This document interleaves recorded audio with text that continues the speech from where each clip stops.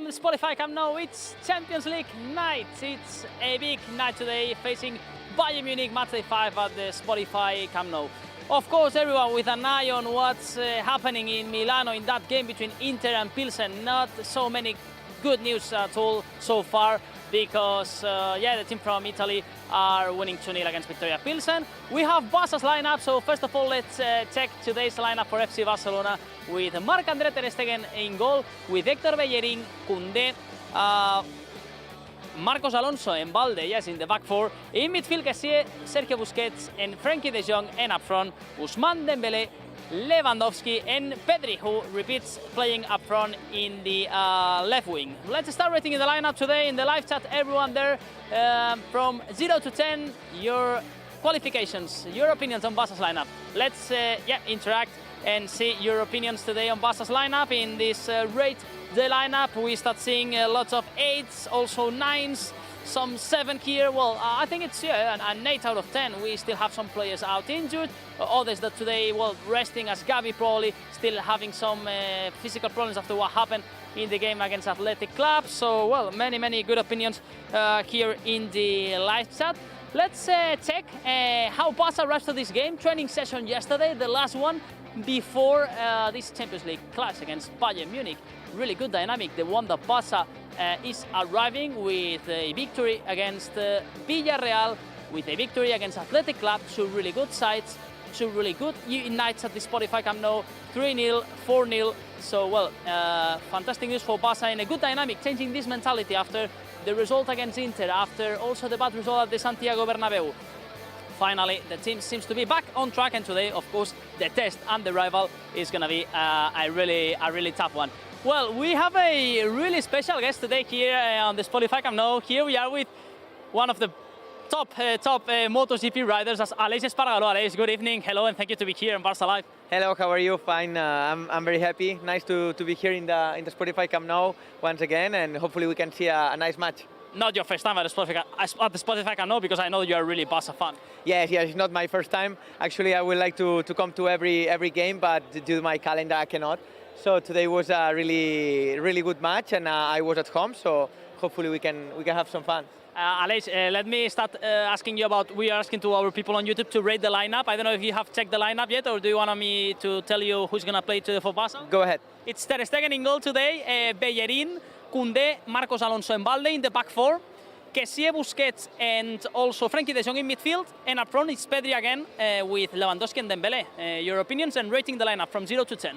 Not that bad, bit strange. I was expecting maybe Ansu to play and also Eric Garcia.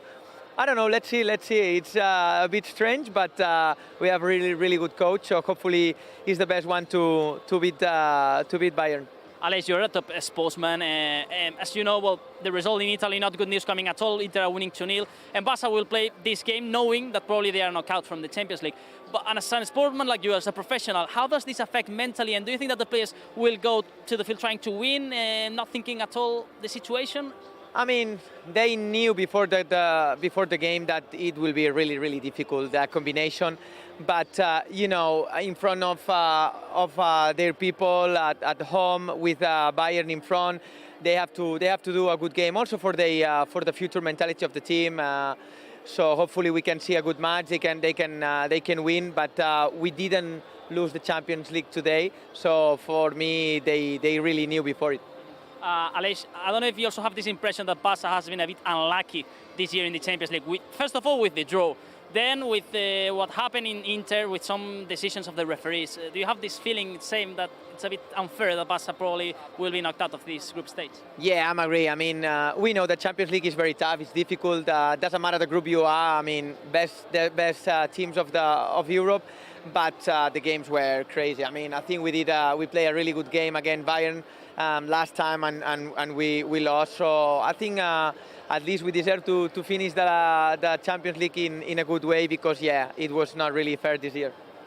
Alex, we're going to ask later on to our live chat, but I'm going to start with you today with this question. After the reaction that Barça has got, because it's true, bad results against Inter in the Champions League, Real Madrid, but then 3-0 against Villarreal, 4-0 against Athletic Club, really tough sides.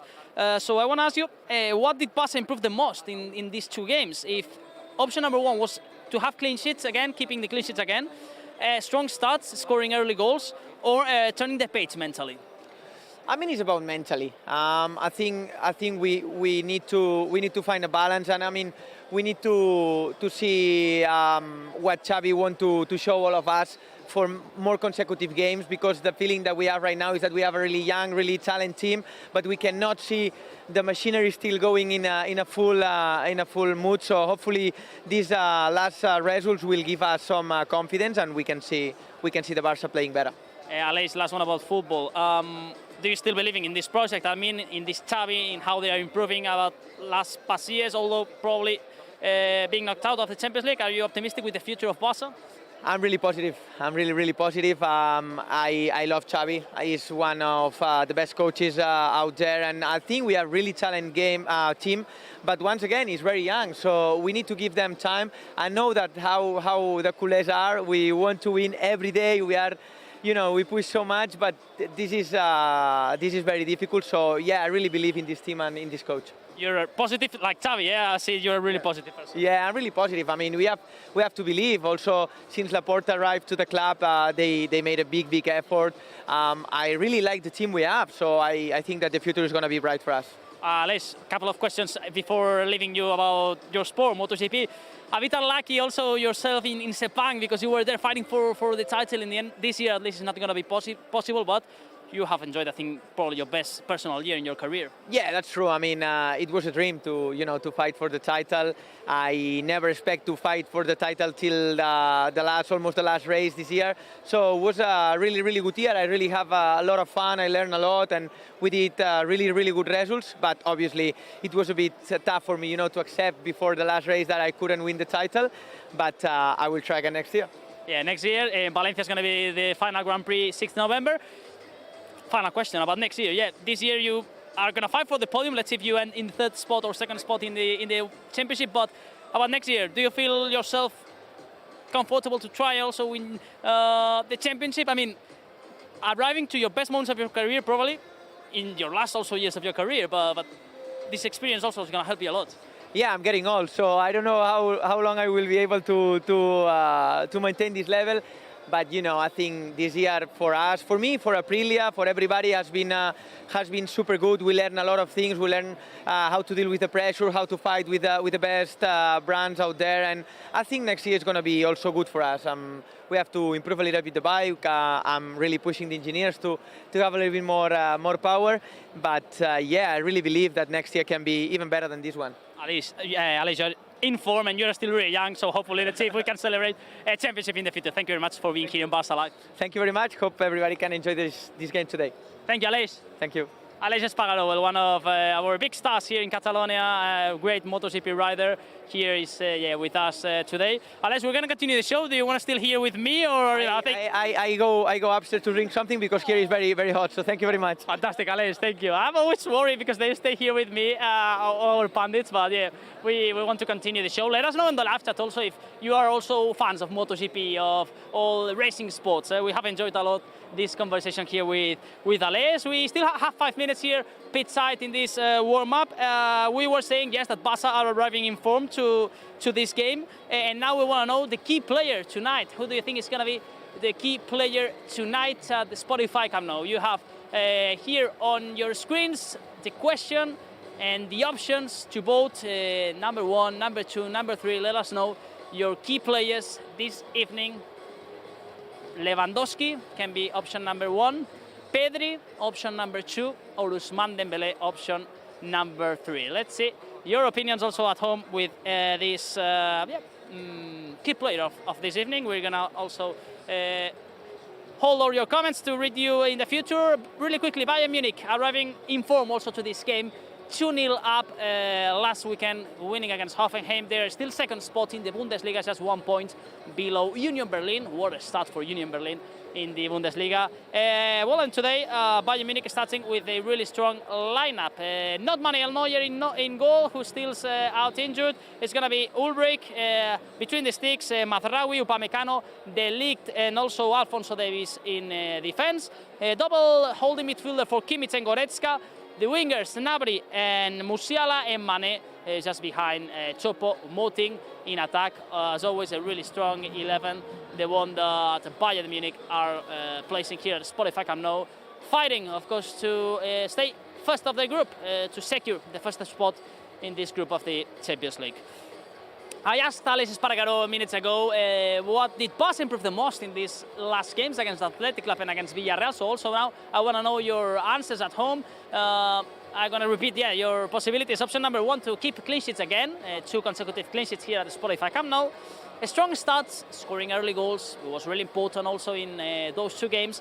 Or turning the page mentally. Alex said that the mental aspect was probably the crucial one. So let us know also all your opinions here on the live chat. We have a Magic Blue 9 saying that keeping clean sheets was key. Also H21 saying the mentally aspect, agreeing with Alex. Carolina saying also that the strong starts have been crucial and key in these final games. So, opinions here on all these 3 aspects that, of course, have been really important and crucial to have Barcelona back on track after this really negative week. Probably the worst one to have a bad one, but at least the team will continue fighting. It's 3-0 up for Inter in the Giuseppe Meazza. Edin Dzeko has scored a brace right now in the 66th minute. So, of course, all the options and everyone who was hoping a miracle there in Milano is not going to happen. Inter are 3-0 up with, let's see,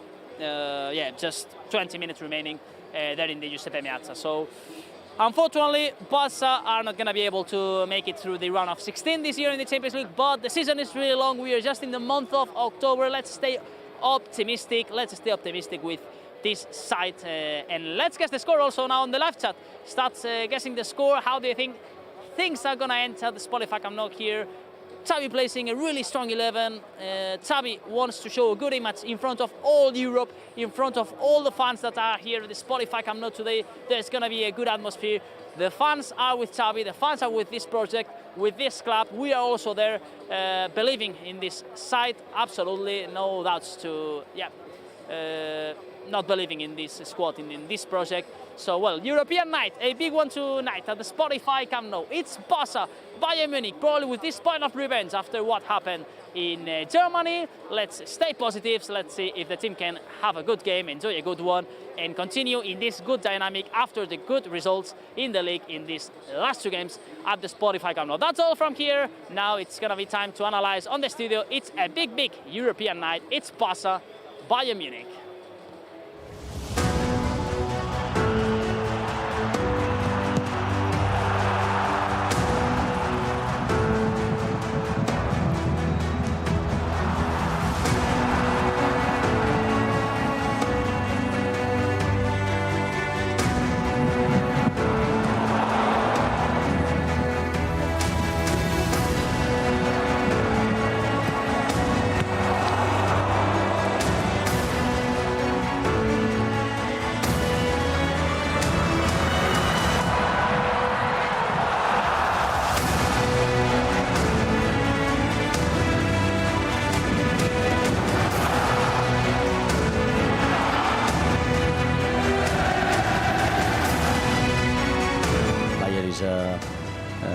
team that they have a very good intensity, good rhythm, physically very strong, tactically very good with Nagelsmann.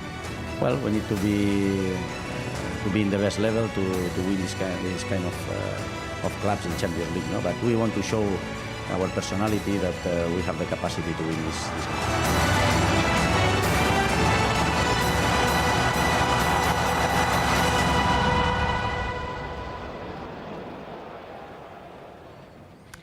It is a question of pride indeed tonight at the Spotify Camp Nou. Probably the last game of the Champions League this season at home. We had a little glimmer of hope that maybe Viktoria Plzen would be able to pull off a draw, a win at the Giuseppe Meazza, but no. Right now, it's Inter 3, Viktoria Plzen 0, with Viktoria going on the counter-attack there. And that means that Barca will, more than likely in a quarter of an hour, be knocked out of the Champions League. But we're on a high right now after a good reaction with wins against Villarreal and Athletic Club. So we need to keep growing. We need to keep our confidence going because there's still a long part of the season going and there's a lot at stake. La Liga, maybe the Europa League as of February. We've got other trophies at stake as well. So this team needs to keep growing. and we have a good test tonight against Bayern Munich at the Spotify Camp Nou. To break all of these previous information down, I'm going to head over to the couch, and I have my guests here. Natalia Ostroska, Irati Vidal, Spencer Siegel. Well, as I was saying, there was a little glimmer of hope that Inter might be able to, or that Viktoria Plzen might be able to pull off the miracle, but it doesn't seem like it with 14 minutes remaining, which means that in about a quarter of an hour we'll be out of the Champions League. But let's flip this over to a more positive side. It's a big test against a big team, and we want this team to perform well against the big teams as well this season. Yes, exactly. And I want to remind that we were very unlucky in Munich because we couldn't capitalize our opportunities from Pedri, from Lewandowski. So maybe tonight, it's the moment, to show that we can still beat a big team like Bayern, and to maybe grow a little bit up the spirits. After those games with because we knew how to react in La Liga after the Clásico. So right now it's time to react also in Europe. And it's also important, Irati, not to break that growing run that we have after beating Villarreal and Athletic Club. We need to keep on producing performances like that. Exactly, and it's also like a good way to prove yourself you can beat Bayern Munich, because it has been thought the last years in the Champions League, and now without that pressure that you need to win, like to perform and to continue in your plan, we see Xavi's insisting on the same system that is working out these last days in La Liga, and the team has to focus in that. The other day we listened Lewandowski saying, keep calm, we are just in process, there's many new players, we have to grow, we have to believe in the path, so the path continues in Spotify Camp Nou, and there's no better rival in that situation than Bayern Munich. Spence, some might say, well, Bayern Munich don't have anything at stake today. They're top of the group. They depend on themselves to end top of the group. So, I mean, if we beat them, it doesn't count as much. I say when you face a big team like Bayern Munich that proved last year in the group stage, in the last game when they beat us in Munich 3-0, they're never going to want to lose, so they're going to come out here to try and put some harm on us. Yeah, there's only one way to go from here if you start thinking about the past and what's transpired. If you start with a victory against Bayern and you do it where it sort of starts the new era, if you will, then that's what needs to happen. This is just as big of a game for Barça, even though it doesn't have any significance towards the Champions League. It's as big of a game mentally as any other game that you're going to have, because this is the team that you haven't been able to beat. Plain and simple. So you got to beat them. And even though we'll be out in about 11 minutes of the Champions League, 15 minutes because there'll be some added time in Milan, you always want to end on a high rather than a low, and winning these two games against Bayern Munich and Viktoria Plzen will definitely help the team in its growth before the stoppage for World Cup. Right, I want to ask you quickly before we take a look at those highlights of the Bayern game that we played in Munich a few weeks ago. I want to ask you about the lineup because, as Irati said, Xavi is sticking to this system with four midfielders, with Pedri playing as the attacking left winger but helping in midfield as well. What did you think of it the other day, Natalia? Yeah, I'm a little bit surprised with the lineup because I thought we are going to see Ansu Fati. But yeah, as you said, Xavi stick to four midfielders, so hopefully it works just like with Athletic and Villarreal. Irati? I think you don't have to change what it works. He only changed Héctor Bellerín and Kessie. They are entering for the injuries of the other day of Sergi Roberto, and Gavi that is still with problems and has trained with problems. And I think maybe in the second half he can enter, and I think it's a good opportunity to win in the midfield, because we saw the other days against Bayern, against Inter, against Real Madrid, that we were not winning superiority in the midfield with all the losses of Sergi Roberto. He didn't have pieces to connect there and to protect him, and I think it has worked, so that's why Xavi is using it again. Spence, your thoughts? Yeah, I think it did work last time, and if you want to be able to take that and then implement it further into other games in La Liga, this is a good chance to test that over the next 2 games, even against Plzen next week, because that's a game that will, in all likelihood, carry very little significance as it relates to everything else too. I think technically it could mean something if Barca don't win today, but we won't think about that scenario. This is just something that now it's almost like you have 2 high-level, high-caliber exhibition games that get you ready to build you up for what you're now chasing afterwards, which is La Liga and, in theory, the Europa League.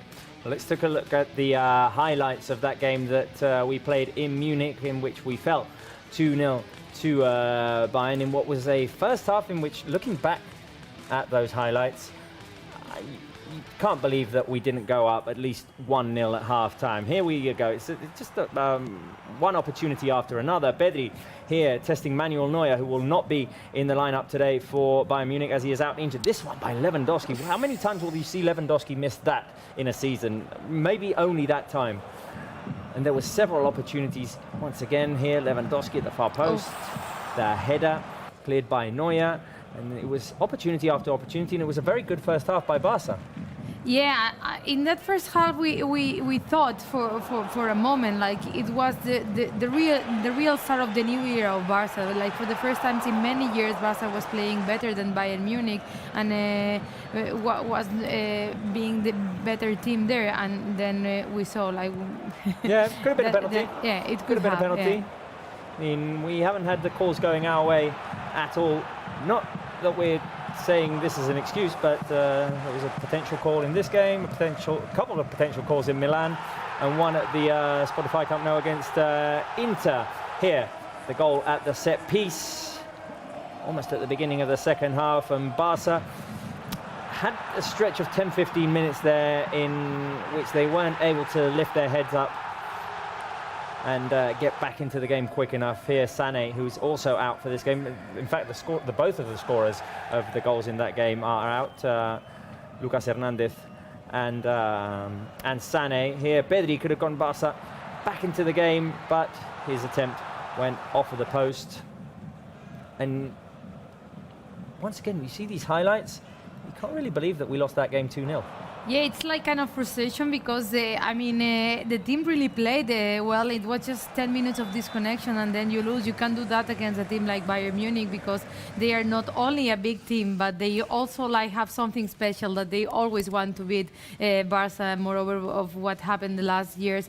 So I think it was a couple of details that sentenced Barca, but you got to learn from there and take the good parts. And the good part is like for the first time in many time, Barca was dominating the game and creating good chances. Well, yesterday, Eric Garcia was the player who spoke to the media, and he also spoke to our colleague Mark Brown, and he made reference to that game in Munich and what needs to be improved.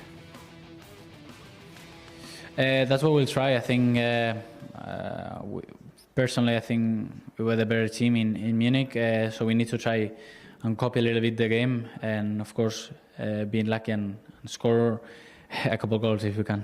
I think we need to be 100% focused on the game. Of course, we will know when we start the game the score in Milan, but for us right now is to be 100% focused on the game, mentally prepared to go and win the game.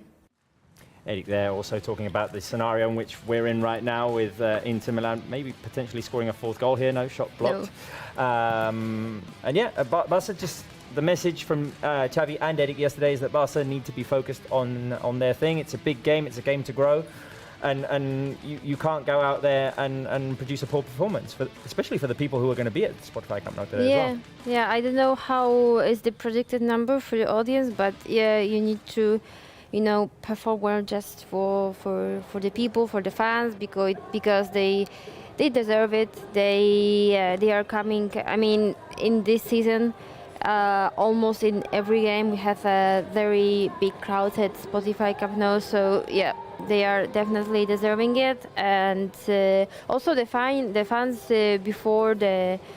Who are watching the game at the television, because don't forget about them. And hopefully, we are going to see a decent performance from Barca. I hope so, indeed. And we hopefully will see a decent performance from our goalkeeper, Marc-Andre ter Stegen, who we just saw come out to warm up.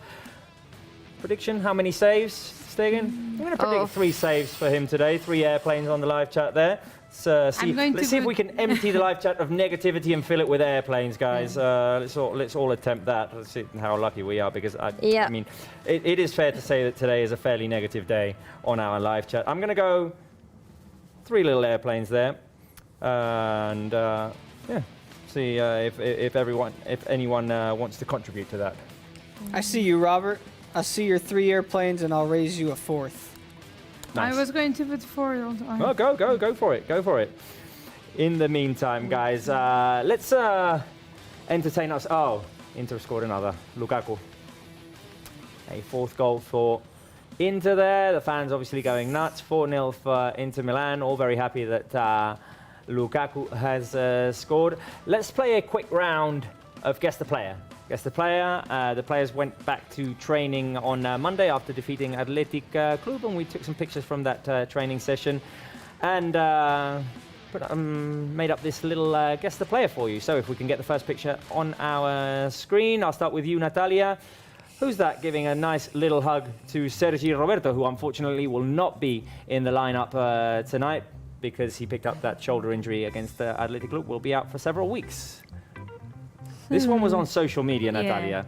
And the person that appears there posted on Instagram.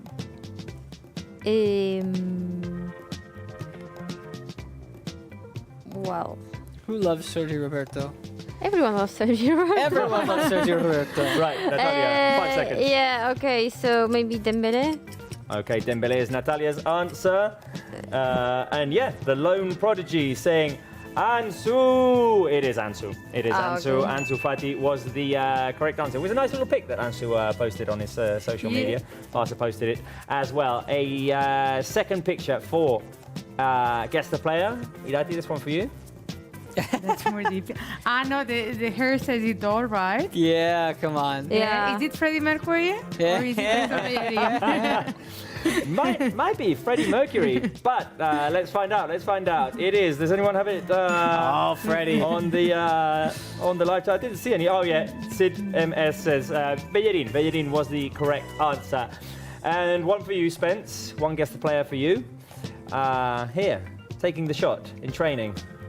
Ooh.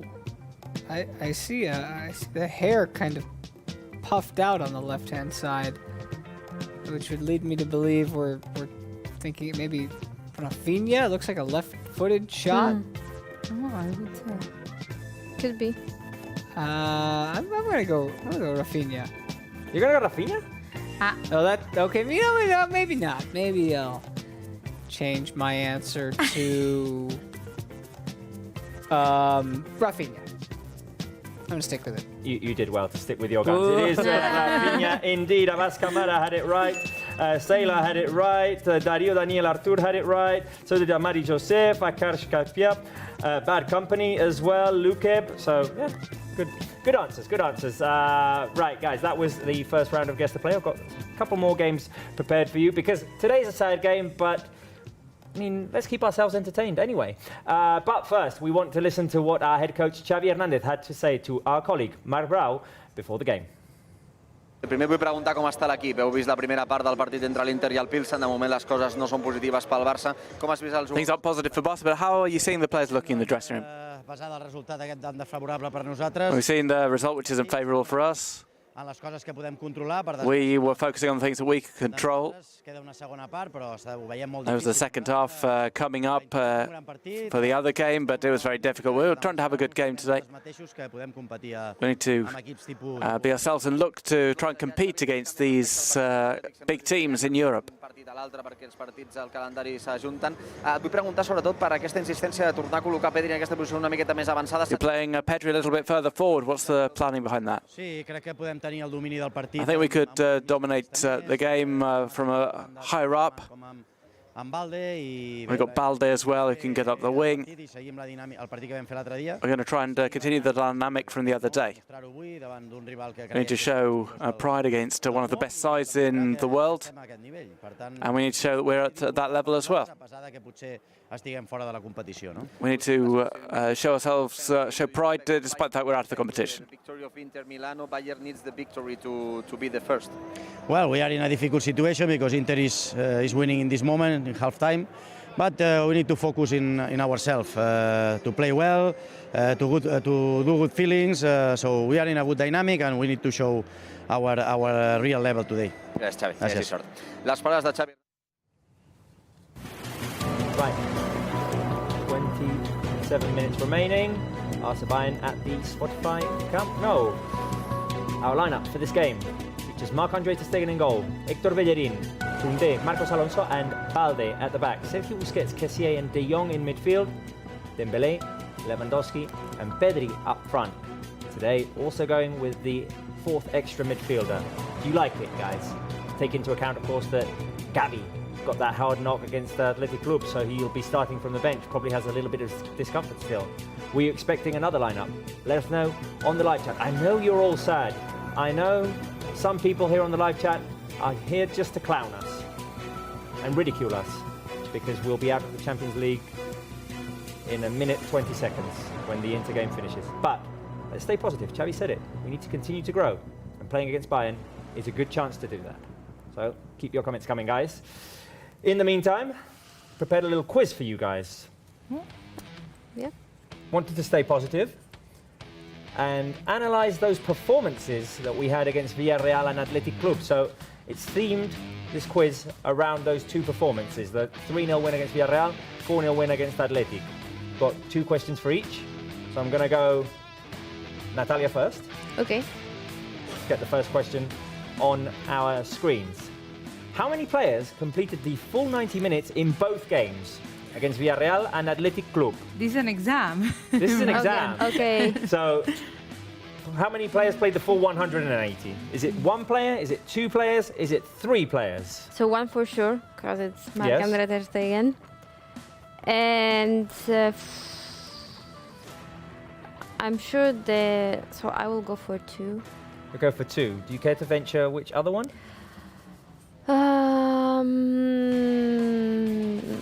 Pedri? Pedri is not the correct answer, but there was no correct answer because it was only 1. Oh, it was only 1. Marc-Andre ter Stegen. Oh, okay. Only Marc-Andre ter Stegen played the full 90 minutes against both teams. So just goes to show, Xavi doing well in there and sharing the minutes out. Yes. Mixing it up in 2 games, in 2 consecutive games. Good effort there. The game has ended, by the way, guys. Inter Milan have beaten Viktoria Plzen 4-0. That has ended. That means that we are officially out of the Champions League and in the Europa League because Viktoria Plzen can't catch up with us. Sad moment with 24 minutes and 45 seconds remaining until our game. But let's keep ourselves positive. There's a long way to go this season. We have La Liga to fight for. We'll have another trophy to fight for. I know it's not exciting at the moment for you guys, but we managed to make it through the rounds and we get to the final stages. I'm sure that everyone will be able to get excited about it. Next question. Irati, which player had the most shots, not shots on target, shots total, against Villarreal and Athletic Club, combined in both games? Combined in both games. So the sum of the shots against... Yeah. It was Ansu Fati who had more shots? Was it Lewandowski? Was it Ferran? Ansu had made a lot of against Athletic Club, and I'm pretty sure he was the most. Lewandowski, no, because we said that he scored in the 3-4 he had. So I will go for Ferran because he was pretty active in both games. Does anyone have the correct answer on here? Lots of sneaky hate comments coming through, but Akil Yusuf has it right. Les HDJs has it right. And your initial instinct, Irati, was good because it's Ansu Fati. Oh. Ansu Fati had a lot of shots against Villarreal, not Athletic Club. Yeah, the first one match, on Thursday. Ansu Fati was the correct answer. Let's move on to the next question, themed around these games against Villarreal and against Athletic Club. Next question. Which player had the most interventions against Villarreal and Athletic Club, Spence? Was it Frankie de Jong? Was it Koundé? Was it Pedri? Which player touched the ball the most times in those 2 games? Ooh. I would say probably it's usually the center back that does. But Frankie had his footprints all over that game. All over both games, really. But I'm going to stick to my intuition and say Koundé. And the correct answer, Spence, is not Koundé. It's Frankie. Does anyone have it right? Does anyone have it right? Yes? Carolina, De Jong, with lots of fire emojis. De Jong is the correct answer. Yeah. All right, well, I guess that's couch one just not sticking to their instincts. No, today we're not. Yeah. You should probably stick to your instincts. I mean, the first thing that comes to mind is usually the correct one. Yeah. Right, next question. Next one is for Natalia.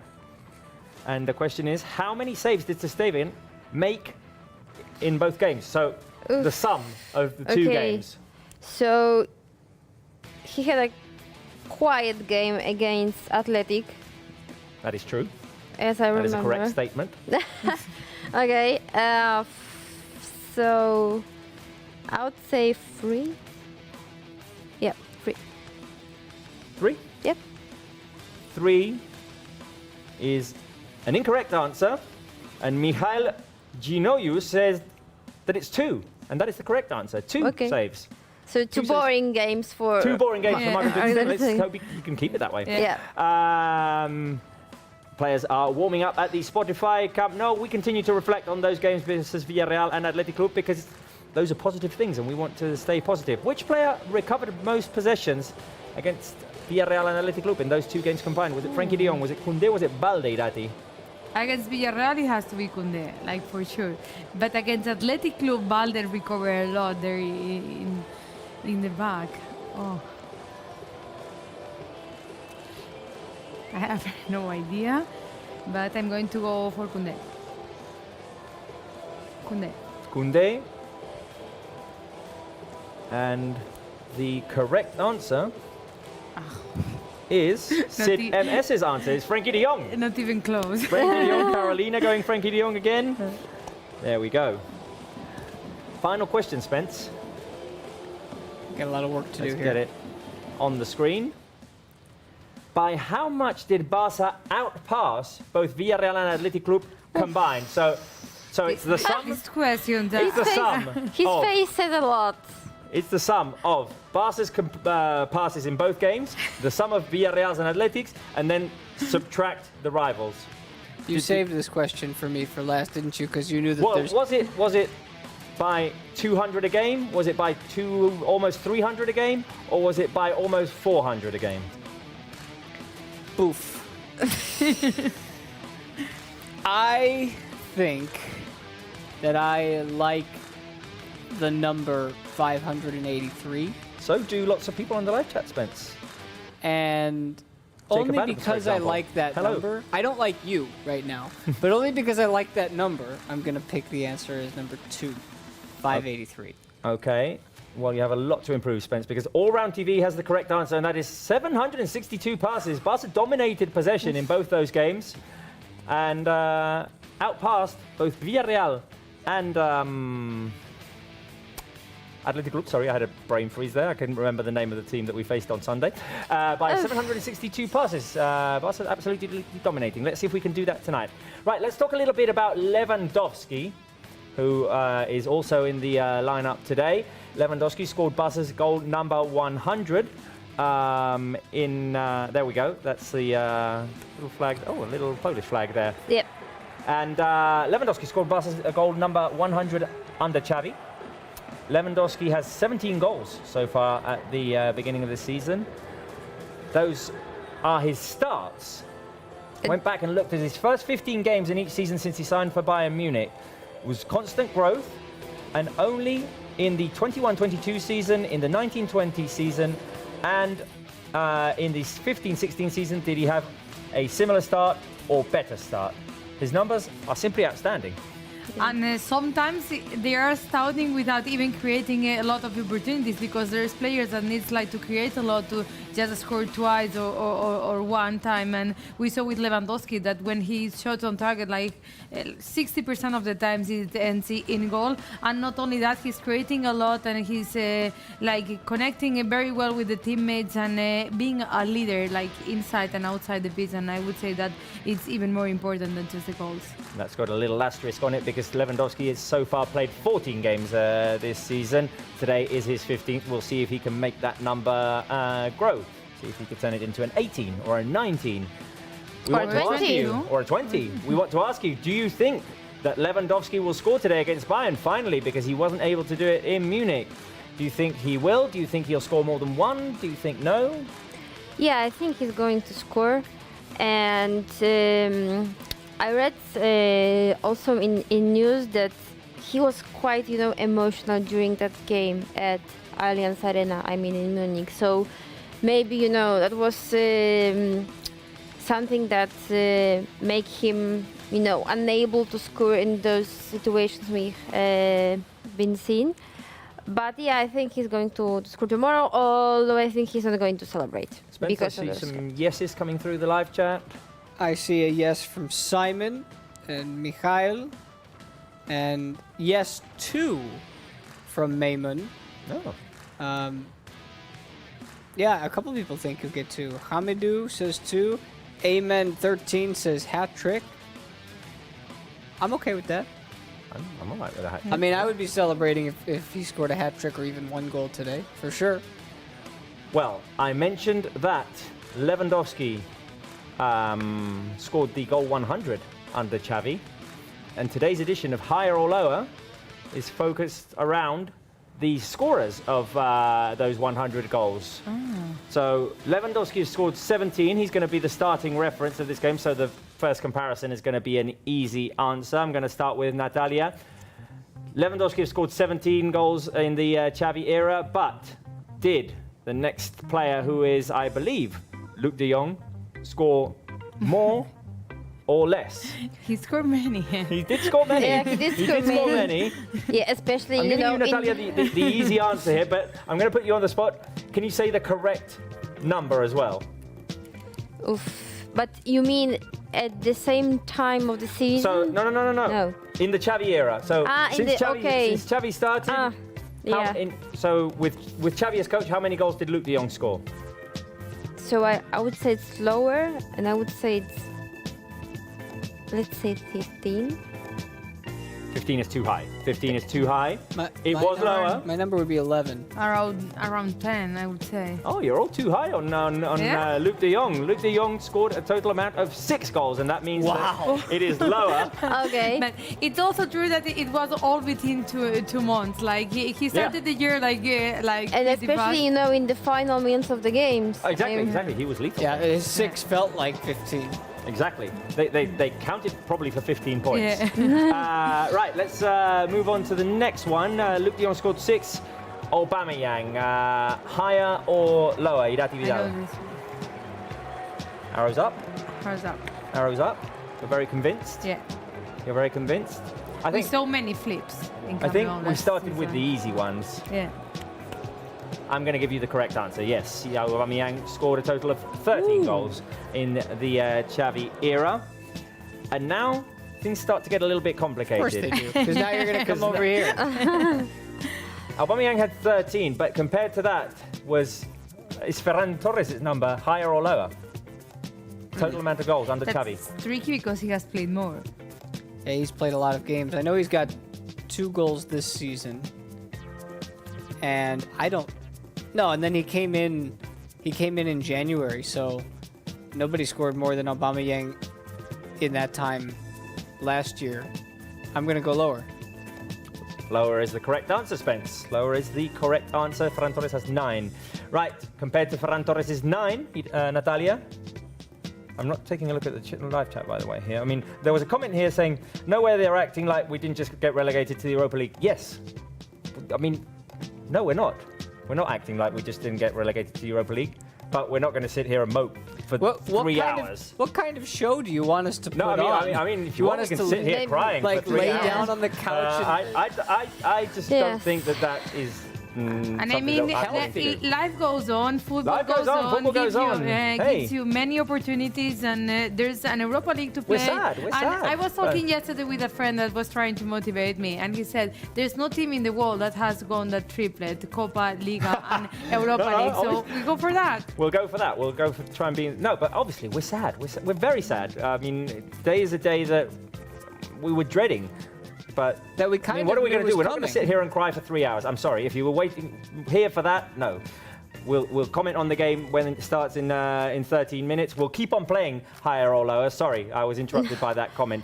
Okay, Ferran Torres had 9 goals in the Xavi era. Did Memphis had more or less, Natalia? More. Memphis, Natalia is very convinced that Memphis had more, that it was higher. Let some answers come in here. What? Says, we want you guys to stop dreaming. We're not dreaming. Here we go. Where we go? Higher. Lots of people saying higher, but no, in fact, it's lower. It is lower. Really? Yeah, Memphis scored 8. He's been out injured quite a bit. Yeah, that's true. Irati, next one. Let's go. Compared to Memphis Depay, has Dembele scored more or less? Is it higher or lower? Oof. Dembus. He assisted a lot, like he was the most assistant in La Liga last year, but I don't remember many goals of Dembele, so I will go lower. And the correct answer is lower, yes, Dembele, with 6 goals in the Xavi era. Lots of assists. Yeah. Had 3 the other 13, day. I think it was last season. Right, let's speed through the next ones. Spence. Yeah. Ansu Fati compared to Dembele. He had more goals or less goals in the Xavi era? In the Xavi era, I know he's had, let's see, Kiev, a couple this year. Man, you're making it tough. I don't think he's amassed enough minutes to get to 7, so I'm going to say that it's probably 4 and go lower. Your instinct is to go lower there. So is Roland Gashis. And that is the correct answer. But he had 5. All right. 5. 5 is correct. Last ones, Natalia. Okay. Compared to Ansu Fati, Araujo. Yes. He had more or less in the Xavi era? I think that's a tricky one, because as he's a central back, obviously you would think lower. I remember him scoring last season. Ansu Fati has 5, so yeah, I will still go for lower. And is someone else going for lower? Omaljali Monday says lower, and that is the correct answer. He has 3 in the Xavi era. Jacob Adams says, "Can you say my name, please, sir?" Yes, of course, Jacob Adams. Right, final 2. Irati. Yes. Compared to Araujo, Frankie de Jong, higher or lower? Does he have more goals in the Xavi era or fewer? That's the precision count. Oof.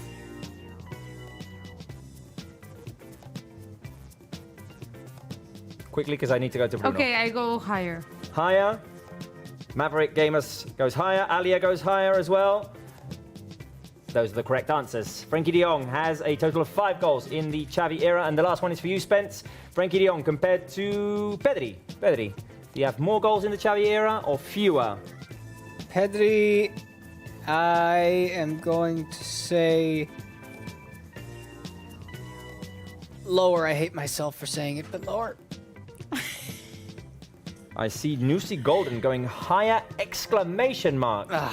Reacting probably to what you just did, Spence, which gives Pedri a lower, but he's higher.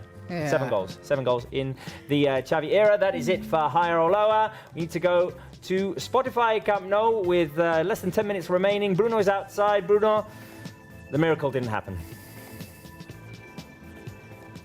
Yes, there has been no miracle finally in Milano Internazionale having a much better team than Viktoria Plzen, the team from the Czech Republic, have been trying to be at the back, defending, but in the end, the individual talent of Internazionale's players has made the big difference. Edin Dzeko with a fantastic game, and again, both fullbacks, Dumfries and also Di Marco playing an outstanding match, have been crucial for Inter to win against Plzen. This means, of course, that Barça have no more chances to make it into the final rounds of the round of 16 of the UEFA Champions League. But this does not mean that the people are still with the team. As you can see at my back, people are arriving to the Spotify Camp Nou. We are minutes away from this kickoff, and yeah, the fans wants to see a good match, another good game of this squad that are improving a lot in recent games at the Spotify Camp Nou. As yeah, the good impressions they left against Villarreal or against Athletic Club. So yes, we're gonna also gonna be back to our positions because yeah, the game will start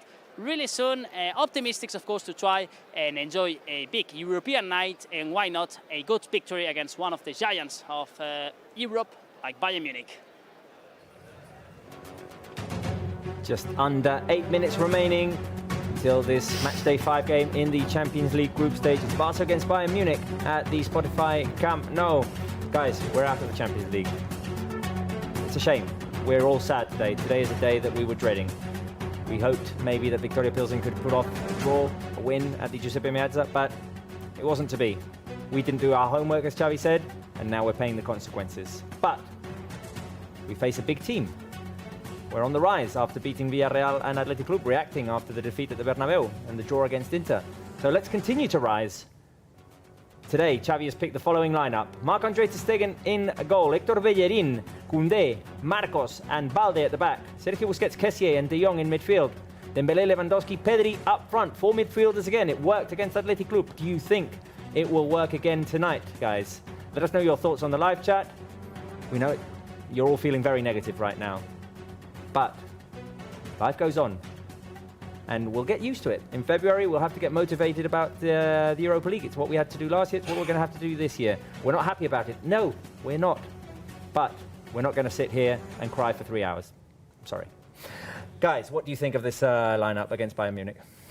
Yeah, I think, as we said at the beginning of the show, Xavi sticks to what worked against Villarreal and Athletic Club.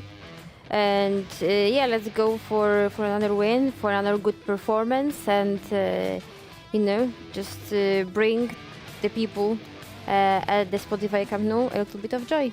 Irati, the Ultra Gamer, that's his name, says, will Gavi play today? Obviously, received a very hard knock the other day against Athletic Club. Today, starting from the bench, an opportunity for Kessié.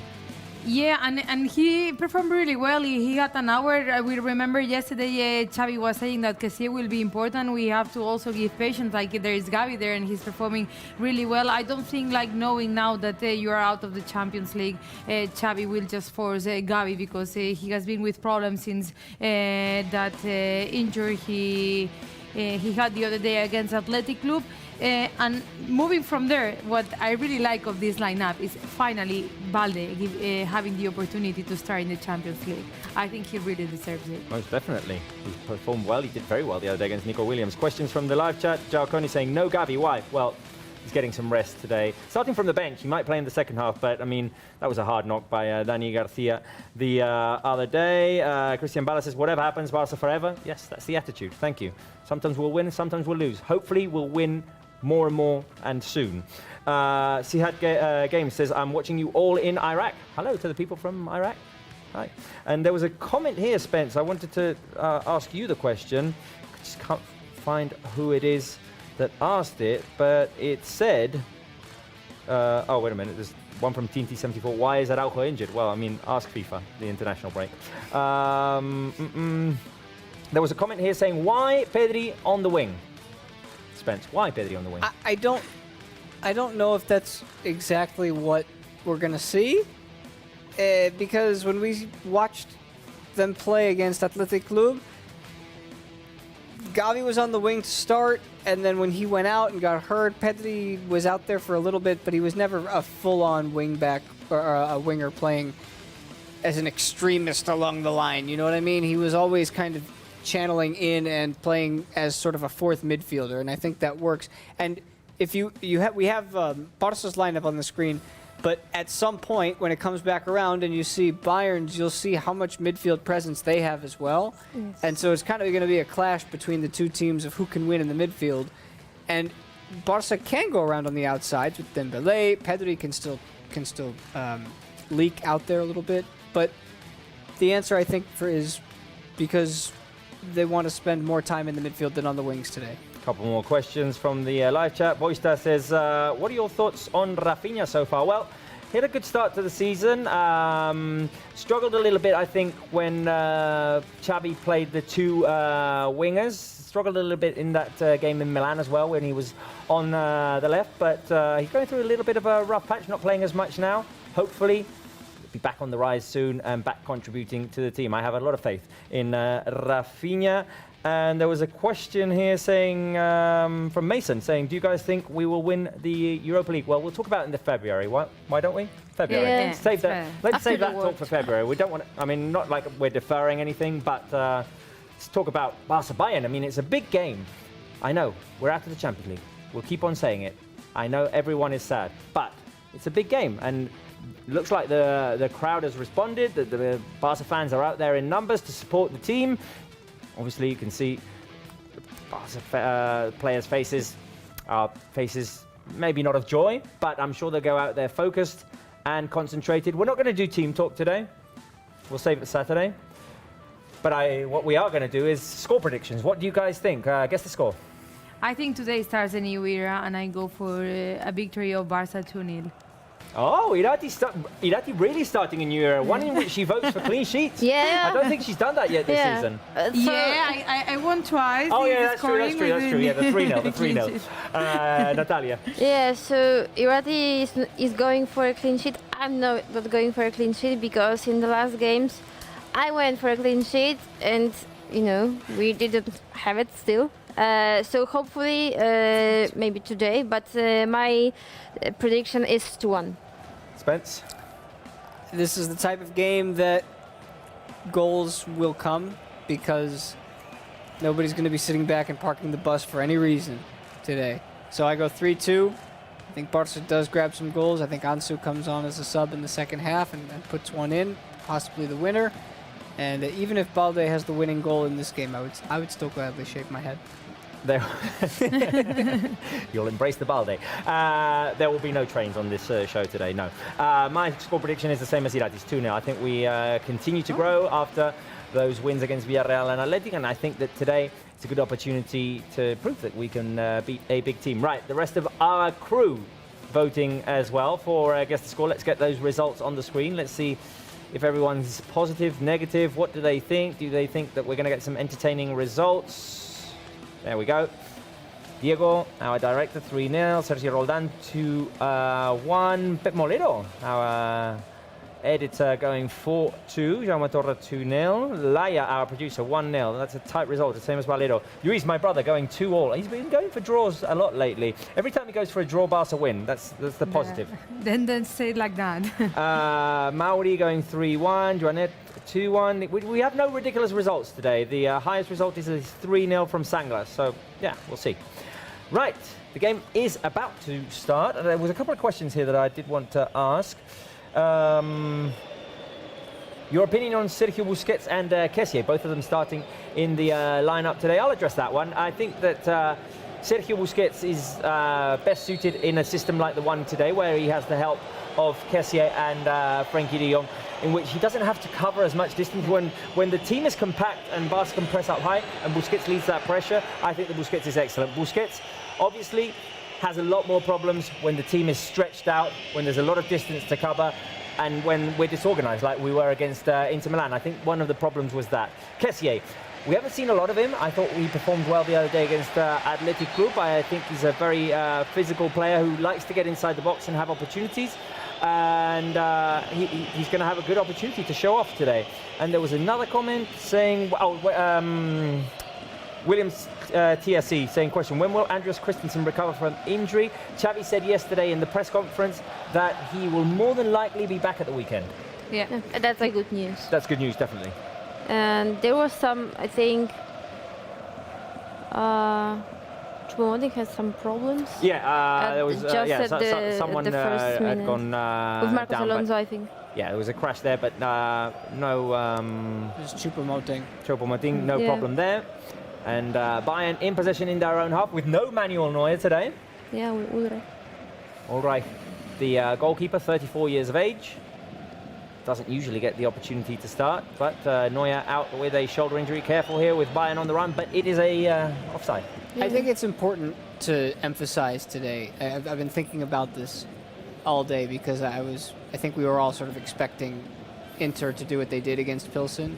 And I just think it's important to emphasize when this kind of stuff happens to your team, the best fans, the best supporters are the ones who get upset on days like this, and then after that understand that there is a tomorrow and that you can move on.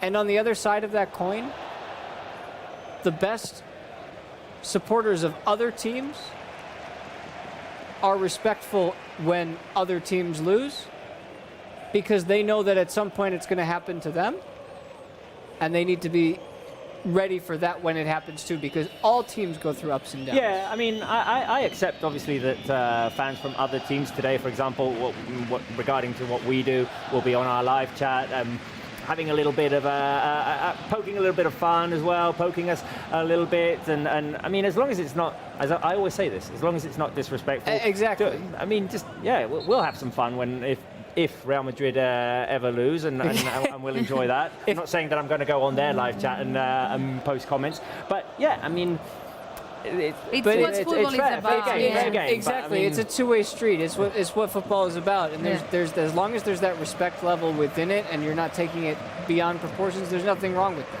And what I like, for example, is the volume of Camp Nou right now. Jordi, put the volume up a little bit, because the fans are cheering on for the team. The fans are out there in numbers, and there's an atmosphere at Camp Nou. Yes. It's not an empty stadium today, knowing that Inter had beaten Viktoria Plzen 4-0.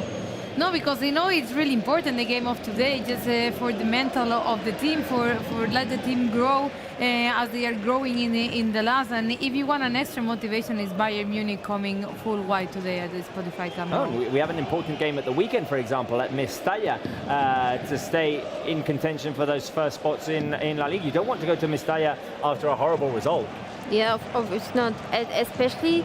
Careful, Mane, Davis inside the box. The cross, Bellerin's going to clear. Yeah, I was about to say that we are going to see Mestalla full at the weekend, because the tickets are almost sold out, so the atmosphere is going to be, spicy. So obviously you wish to go to Mestalla with, nice spirit after a win against Bayern, and with, we are still on in La Liga, and there is still trophies to fight for. Careful with Bayern Munich attacking down the right flank. The cross goes straight out. That is a goal kick. In fact, there was a question that we had prepared for the preview show, which I didn't launch. I'm sorry, Jaume Torra and Pep Molero. I think I went up and down a little bit with our running order here. I skipped some things. But there was a question if we can get it back about silver linings. I think I was supposed to be asking that question in between the quiz and higher or lower. There we go. Ooh. Is there a silver lining to the situation we're currently in? Do we think, okay, now, objective La Liga, no point in keeping our heads down and moping. No, objective La Liga. Is it that we have a young squad and it's growing, and we've got players like Pedri, Ansu, Gavi, Araujo when he comes back, Eric Garcia, lots of young players who are still improving, who we're still building a strong block? Or is there no silver lining? Today is a sad day and that's it. Today, when you go through the finality of the fact that there's no Champions League beyond next week against Plzen, today there's no silver lining. Today you can't fool yourself.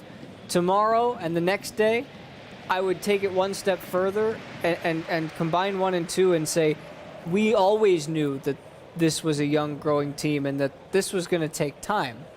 But that also has to start today, like with the feelings that you see on the pitch, and with the convincing victory against Bayern Munich, because it's the easiest way to go tomorrow and say, okay, the team is growing, and we have young and talented players. We also have Lewandowski. We have many talent to go to fight for, not only for La Liga. There's La Copa del Rey. There's then the Europa League. There's La Supercopa de España. There's many things to play still. Yeah. Yeah. Obviously, I mean, I'll say it time and time again. Yeah, today's a sad day. Today, we're sad. I mean, we're sad, we're disappointed, we're even angry that we're out of the Champions League. I think none of us, when the draw came out in August, were expecting that on this date we'd be out of the Champions League. But that happens. There were a series of circumstances. First of all, the team not performing up to standard in certain moments of those games. For example, at home against Inter, the second half, everyone has said, it's not good enough. Even Xavi said it.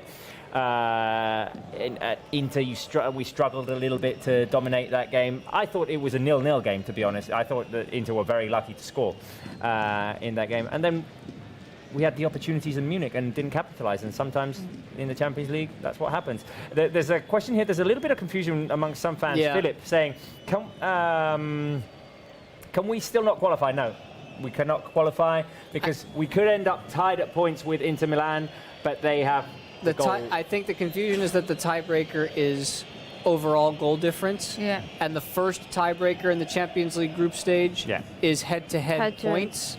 Inter have 4 points against Barça. Barça have 1 point against Inter. Indeed, if Barça would win these 2 games and it was like a general average, Barça would pass, but it's not the case.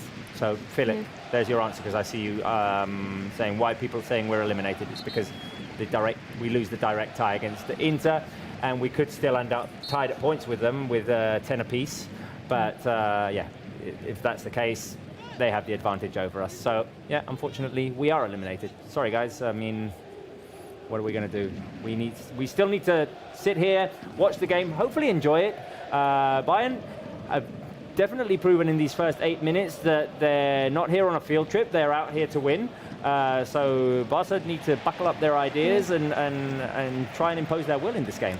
Can I add one thought? Yeah, because I can't agree with Spencer that there's no silver lining. I think in football there's always a hope. There's always a chance, and let's stick to that.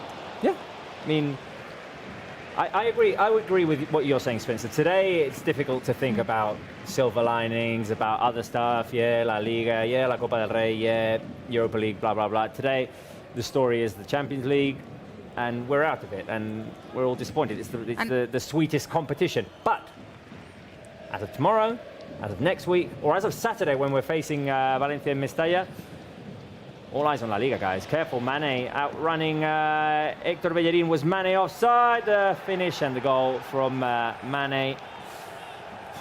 Barca start out losing. 9th minute, Mane on the break. Put it past to Stegen. Was he on side? I mean, we'll see the replay. Flag was not raised. And Bayern, I just said right now, they're not here on a field trip. And they have proven it, like with all the comments we saw yesterday. Muller saying Lewandowski, we come after you, and all what they have said. They know, like they like to hurt Barca, and he was not offside. Yeah, that was not offside. He was right in line with Hector Bellerin. Just gained a couple of steps on him. Got in front and put the ball past Ter Stegen. Sadio Mane, the former Liverpool player, makes it Barca 0, Bayern 1. So,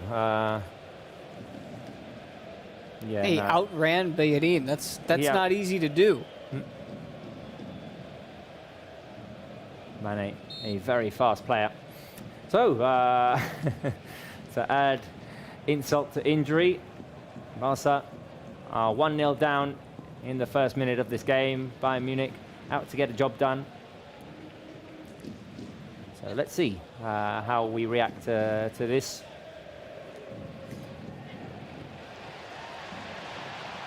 Now, Barca attacking. They want a handball, which wasn't called. Cody tries to recover the ball. Complains at Camp Nou because Lewandowski was like, hey, handball. And I have the feeling that the players have stepped up onto the pitch with the head in another place, because they are not really performing as they did against Bayern Munich in the first leg. They are not performing as they did these last days against Villarreal and Athletic Club. And I think they just have to forget about that, because these guys come here to win, and the worst thing you can do is just step into the negativity, and because it's like the never-ending nightmare against Bayern Munich. I don't know. And you know that hope that you were feeling? Everybody at home, too. That slight glimmer of hope you felt going into today when the day started, thinking, maybe there's going to be a miracle in Milan. Those players were feeling the same thing. Yeah. And then probably tenfold. We're thinking... Well, I mean, Xavi said yesterday that they were going to watch the game together. Well, obviously, we saw them arrive early to the stadium. They watched the first half, I'm sure. Then maybe when Inter went up 2-0, they started focusing more on this game. I mean, nobody's going to be more heartbroken than those who are out there who are putting everything on the line for this club. I want to thank, sorry Spence, I want to thank our cameraman Mark for doing what he's doing, putting the aircon on, because it is ridiculously warm in this studio today. I'm not sure what is going on. Thank you, I can already feel the cool air. Grande Mark. Right, 12 minutes played. Let's see if Barca can settle into the game, try and overcome this tough situation, both the elimination and the early Bayern Munich goal. Irati, by the way, you and I are out of guess the score already. No. No, me and I think. No, you had 2-1. Yeah, Irati said. Irati said. I said 2. You said 2-0. 2-0. Like okay. I mean incorrect. Okay. Now here's Bellerin making a run forward. Bellerin. Oh. Chased by Davis. Last touch went off of Davis, and it's a corner kick to Barca. Come on, guys, vamos. This is going to be a long game if we sit here all sad about everything. Oof. Now 3-2 is still very much in play. Yeah, and 2-1 also. I'll take it. Dembele is going to put the cross inside. Incoming cross by Ousmane Dembele, punched out by Ulreich. Bellerin couldn't get to it on the edge of the box. Still Barca possession. Last man is Balde, back to ter Stegen.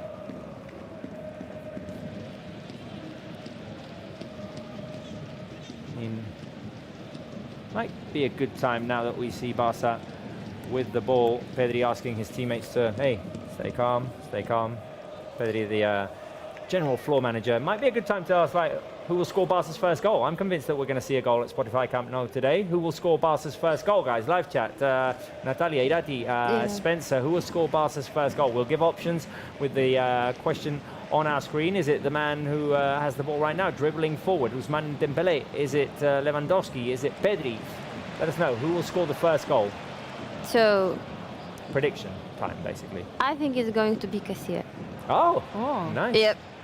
So, I mean, he's not in options, but yeah. Oh, no, but I mean, he's an option. We can only give 3 options on our graphic there, but yes, I mean, every player is an option, even ter Stegen is an option. I have the gut that is going to be Frankie de Jong. Okay. Good performances as of late, Frankie de Jong. Spence? I'm gonna take Lewandowski because I don't think he's gonna stop playing today. I think he's gonna keep looking for angles and avenues to score. I'll go Levy too. I think he wants to score against his former team. He will be frustrated with what happened in Munich. Foul there on Dembele. Spence, what does the live chat think? Levy goal, 23rd minute from just Barca. Amani says Pedri. Kuba says Lewandowski 2.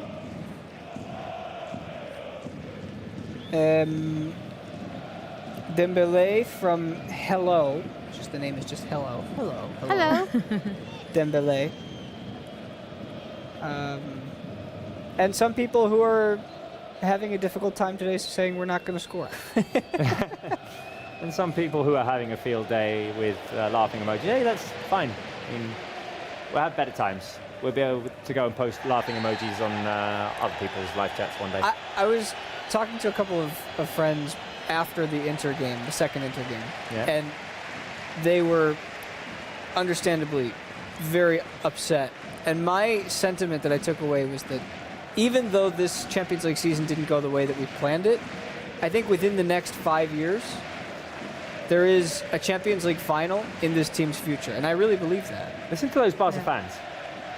Listen to those Barca fans, in spite of the defeat, cheering on for the team. Jordi. Dale. I mean, just appreciation for the Barca fans right now, supporting the team in this tough time. It's a tough day. And I also think that today is more tough because we have really high expectations on this team because we see the future is coming there, like with the new signings, but also with the youngsters. And as Spencer said, like this team has a really good future and it can. Incoming cross. Sorry, the header, the ball headed away. Bellerin picks up the scraps on the right, can't keep it in. You were saying, sorry. No, I was saying that sometimes we want the future now because it's Barça and you got to win and you got to go through the Champions League and win all the titles. But the teams, the big teams, are not built just in one day. And I really believe that this team has a great future. But I would ask you too, because again, I really believe that this team within the next couple of years, there is a Champions League final, semi-final in this club's future, maybe more. If you knew that this year and last year were going to go the way that it went, and sometime within the next couple of years you also knew that there was a final, would you sign up for it? Yeah, I think... Transfer final is always something that Would you sign up for the fact knowing that there is a final, semi-final, call it whatever level you want to get to? You know, obviously saying that they're going to win the Champions League is something that only one team can do per year, and you hope that it's Barça, but that's a very competitive matchup. Would you take a final after being eliminated last year, this year, next year, but then in a couple of years there's a final? Would you take that? Yeah. All part of the growth.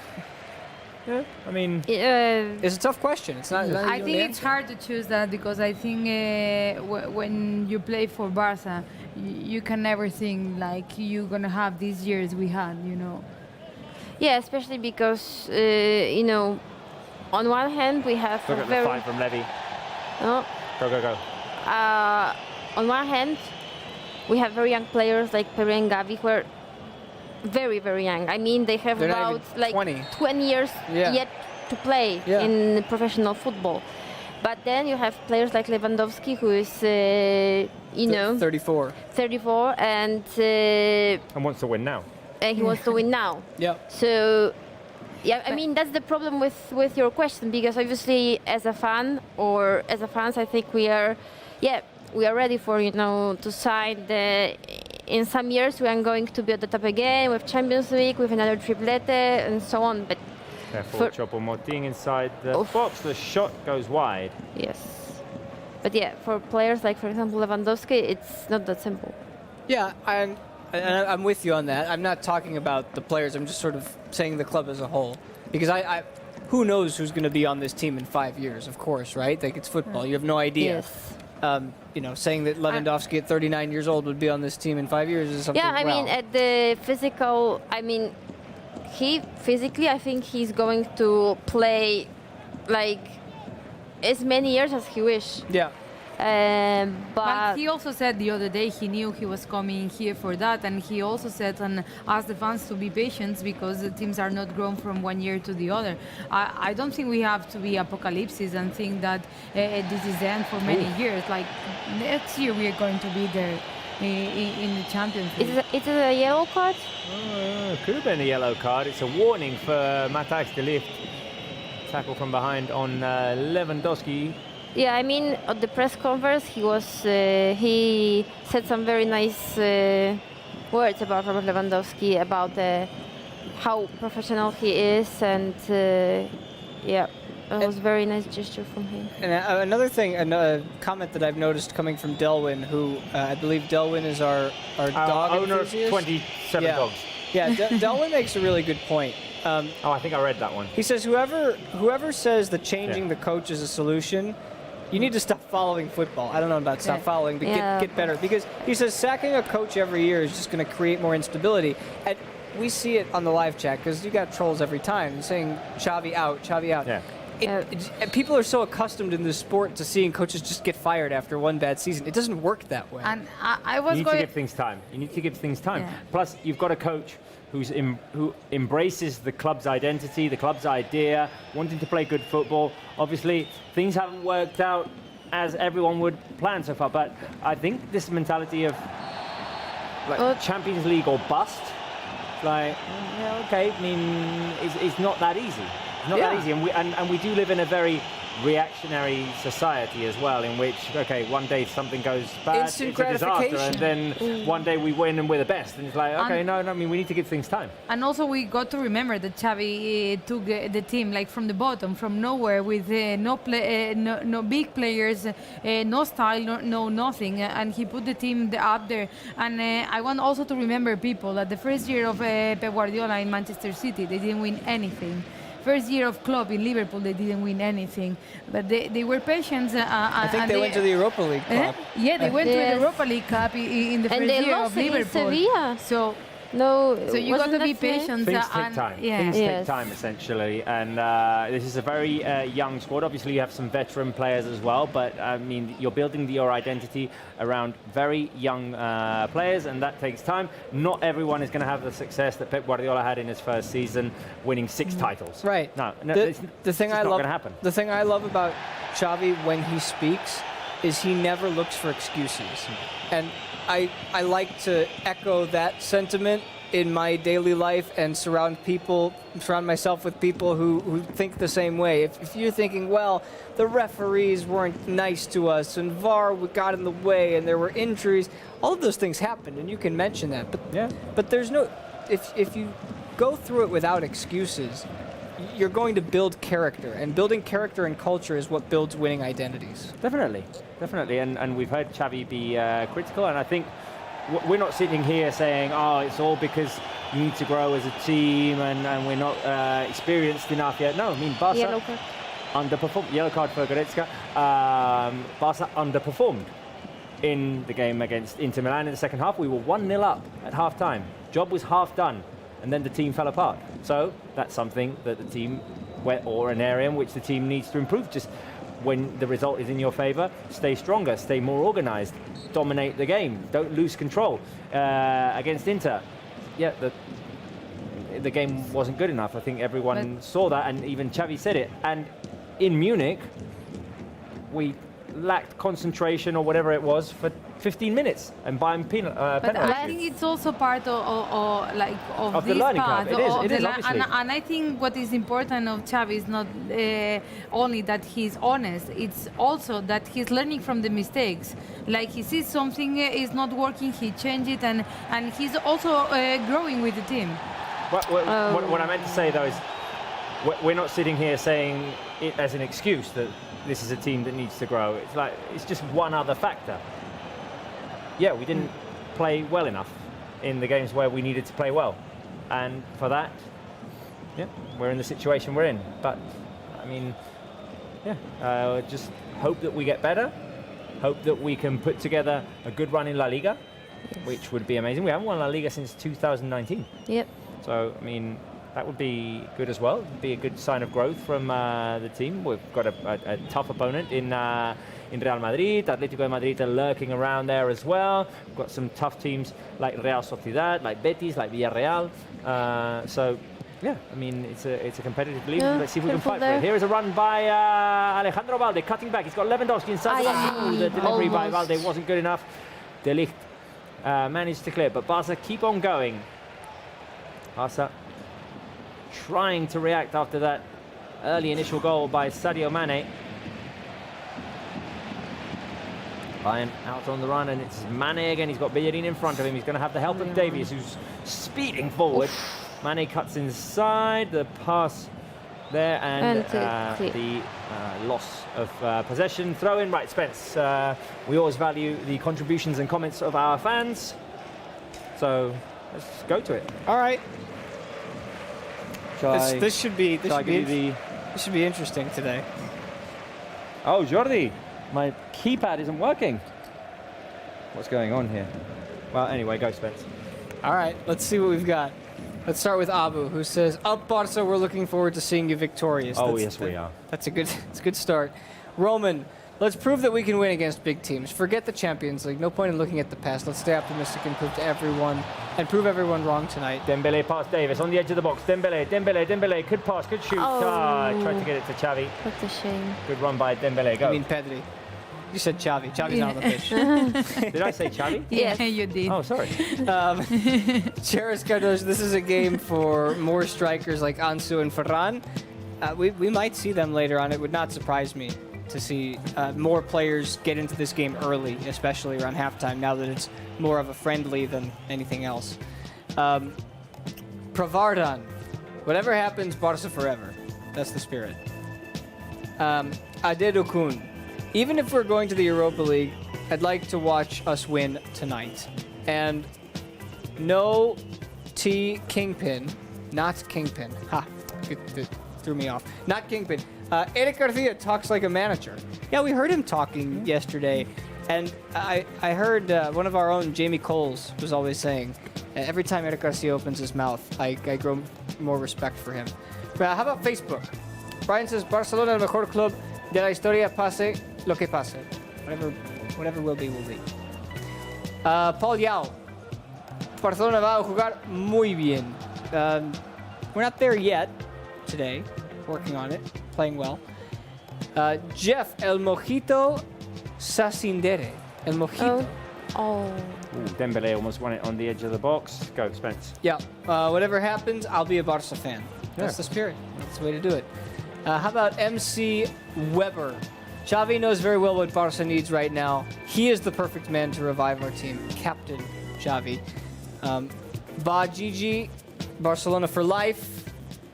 And I know that I'm not really good with my flags, but I'm just going to take a stab here. I think that's Burkina Faso. I'm going to have to look that one up. Look it up. I think. I can look it up for you. It's green. It's got like a kind of like a German flag on the lower right-hand corner. Alexandre also says, Barcelona, I'm proud of you. And I'm sorry to tell you, Spence, not Burkina Faso. Darn. Let us know, guys. Can we show the screen a minute? Show the screen. What flag is that? Can someone educate us? Someone help us. Because I don't know. Yeah, it's this one right here. Right here. The Baba Gigi one. Where is it? Someone educate us. Bless you. Thank you. Maybe. Is it I don't know. Bill? Right. Balde making a run forward. Balde going for it, and he wins a corner kick. What? No, I think. Zambia. Zambia. Maybe Zambia. Zambia. Is it Zambia? My next guess was going to be Namibia. Yeah, Zambia. Zambia. Nice. What is that? Yeah, I put flag green, red on Google. It all appeared. And you will have noticed, obviously, that we picked up the comments that were merely positive. We're not going to highlight all the negativity on the live chat. We're feeling negative enough. We're out of the Champions League. I mean, we can't be highlighting that. What do you do? I mean, okay, we're pros here, right? We have to sit here. Well, we try to be. We have to sit here. We have to do this show. Okay, a lot of us would rather be like soaking in a bubble bath right now and just, or you know, like maybe out having a drink. Just getting drunk. Just getting over it somehow. But that's my question. What do you do when something in your life doesn't go your way and you're upset about it? How do you deal with it? How do you react to it? You wouldn't obviously be sitting. For example, right here. after bad Barca results, I tend to go home, drive home. Don't listen to the radio. I know it's been bad. I don't want anyone to just like keep banging that into my ear, banging that drum. And when I get home, I just put on a show, a movie, whatever. Just almost try and forget that it's happened, and then next day go on to the next thing. Any other examples of non-Barca related things? I'm more or less the same. I just try to not open Twitter, like just to focus on something that is not related to football, like football doesn't cease. And what I really try to do is just not to call my dad, or he's calling, just not to pick, because I talk a lot about football with my dad, and he's a Barca fan, but he's like a negative Barca fan, and he gets me upset. Yeah. So I just try to not call him for 2 days or something, and just then forget him. Careful. Yeah. This is a 3-on-2 against the Barca. Marcos Alonso running back, Choupo-Moting inside the box, the shot and the goal. There's a chance of offside. There's a slight chance. I think. How slight it is? Very slim. This ain't good, guys. 2-0 to Bayern Munich. And no offside. Oh, No, I think he's in line with Bellerin, Choupo-Moting there. I think he's. No, I don't think I would so. like to see the line. No, I think Bellerin breaks it with the knee. Right through the legs of Ter Stegen. It's Barca 2, Bayern. Oh, sorry. I wish. Barca 0, Bayern 2. tough one at the Camp Nou. Barça trying to be resilient, trying to fight, but it's been 2 transitions. One was Mane beating Bellerin to the ball, getting ahead of him, and the other now a 3-on-2. Careful. Oh, And is it? Oh, no. Okay. Hard stop there for a minute. Lewandowski is down on the ground. I thought that he was down injured, but no, he's just saying to the referee, hey, no foul. My left foot was just stomped on. And he has a point. Carolina, in answering the question of what do you do when things don't go your way, which is becoming more of a reality tonight, says, I just say screw it. While studying at NYU Shanghai, I sort of got used to things going wrong and just getting over it. Not everything in life is perfect. Turn the page. Next time will be better.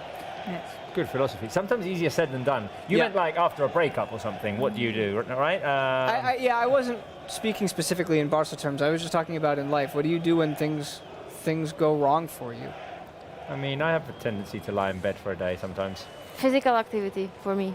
Yeah, I'm with you. I mean, you know, just going for a run but or not something. Football in that terms. Do you want to go for a run now?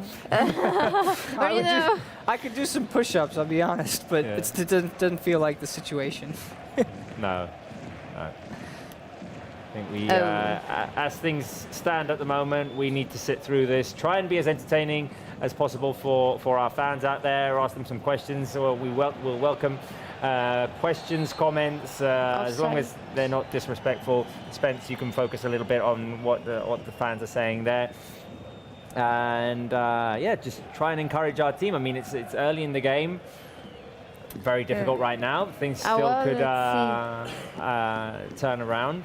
We're seeing now the line being drawn in the second goal, in which, UEFA is proving to us that Choupo-Moting was not offside because Bellerin was the last man. Xavi trying to encourage the team. Yeah, I think the worst part of this is we are not really seeing the team playing how they like to. Like, we are not recognizing the team on there, and I think we are almost close, like 10 minutes, 15 minutes to the halftime, and Xavi has to remind them that, like, it is important how you feel onto the pitch, and he was saying head, like take it easy and try to find yourself, because it's how good news come. Here goes Dembele, past Davis, inside the box, the cross by, he did it all correct, and then the cross was poor.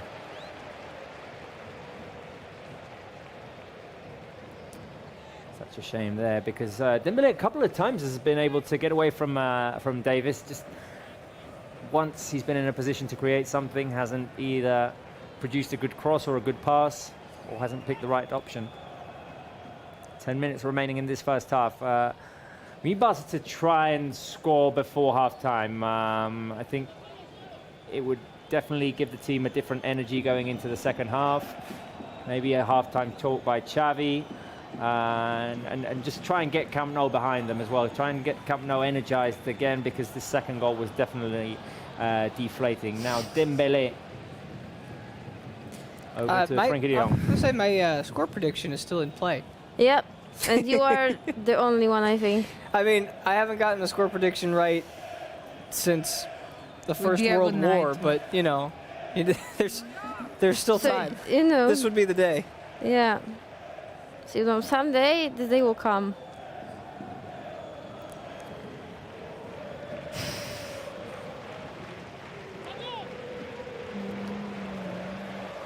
Right, 36 minutes. Bayern 2, Barca 0. Goal scored by Mane. Choupo-Moting. Need some encouragement. We need something. I don't think Barca have had an opportunity yet, right? Not a shot. No. Maybe a couple of crosses. Not even a shot. Not even a shot? Not even a shot. It's one of those days. So. Now, Maybe now it could happen. Frankie de Jong driving inside the box, runs into traffic, and it'll be a goal kick. We are seeing many individual actions. Like the team has to work as a team, as it has to work the last 2 matches. Like to just take the ball, pass it, find the spaces and everything. And I think it's something we are not managing. I think it's all mental. Like they are persons, and as Spencer said, they also had that hope. And it's a difficult night to just go inside the pitch and play this game. But let's take profit of what it's on it, because we don't have anything to lose. Oh, a foul there on the edge of the box. Just a reminder, we do have that ongoing. I mean, no one predicted that it was going to be today. Nobody predicted anything from Europe because we started this after the second Inter game, and we had a feeling that we didn't know when the Europe games were going to be. Well, we wouldn't have known anyway. We knew this one and Viktoria Plzen were happening. Yeah, that's true. Everyone went for La Liga game. Sorry, Natalia, we did this on a La Liga game. Barca have not scored a direct free kick goal since the 2nd of May of 2021. No, Natalia needs to get her guess in here too, even though she. But what if it's now? We'll have to wait. We'll wait. Is it going to be now? Yeah. Can Barca score before half time? Yes. Yes. Okay. Yeah. Let's put some, optimism. Right, go, Levy. Lewandowski with the free kick straight into the wall. The rebound goes to Lewandowski, puts it back inside the box. Ball corner punted up or in not? the air by Mane. No corner. Keep Upamecano keeps it out, and it'll be a throw-in. Guys, come on, some positivity. Live chat. Can Barca score before half-time? Yes, no, I hope. Spence, what are they saying? I hope I see some I hopes. Leo says I hope. See some yeses. I see some no's as well. Marvin Kraft says no. I hopes. Amani says yes. Prince says yes. Oh. Whoa. Oh, Dembele, good hustle. Stumbled down onto the ground. He's fouled again. Hey, ref, come on. On the corner of the box, Barca have a chance at the free kick. Goretzka pushed Dembele down. Spence, I see you grinning there with the live chat. I'm actually sort of confounded, sadistically entertained by some of the comments today. I mean,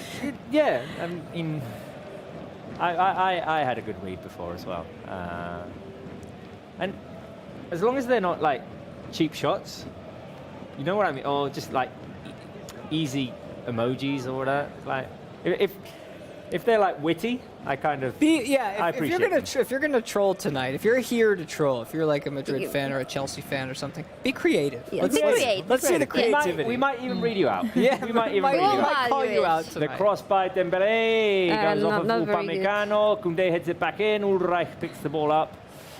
But it's true that these last 5 minutes, Barca has started to find themselves and to play better, and this is the way.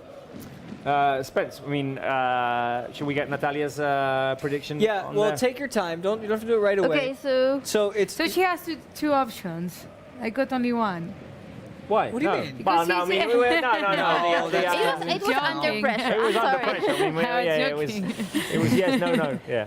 Take a look at Barca's schedule and pick when Barca are going to score their free kick goal. Irati is upset because she already guessed wrong. Because she said it was going to happen in the game. I was trying to have a second chance. She said it was going to happen. Was it against Atletico? Well, you crossed it out. It was against Atletico. It was last Sunday. Okay. So okay. Maybe we should ask the fans if I should have a second opportunity. Well, that's kind of cheating. It is kind of cheating. If you ask me. Oh, Dembele again. Past Davis. Dembele tries to cut in. Oh, cuts outside. Now cuts back. Dembele. Just a few dribbles too many. But still manages to keep hold of the ball. Well done. But Barca lost possession. And now there's going to be a yellow card for Busquets, I guess. A grab from behind. Okay, so I think it's going to be on 8th of January against Atletico de Madrid at Wanda Metropolitano. January 8th. I'm going to put Natalia down here. The 8th. You Europeans do backwards dates. January. No. We do how it is. We do it how it is. It's day, month, year. Yeah, please.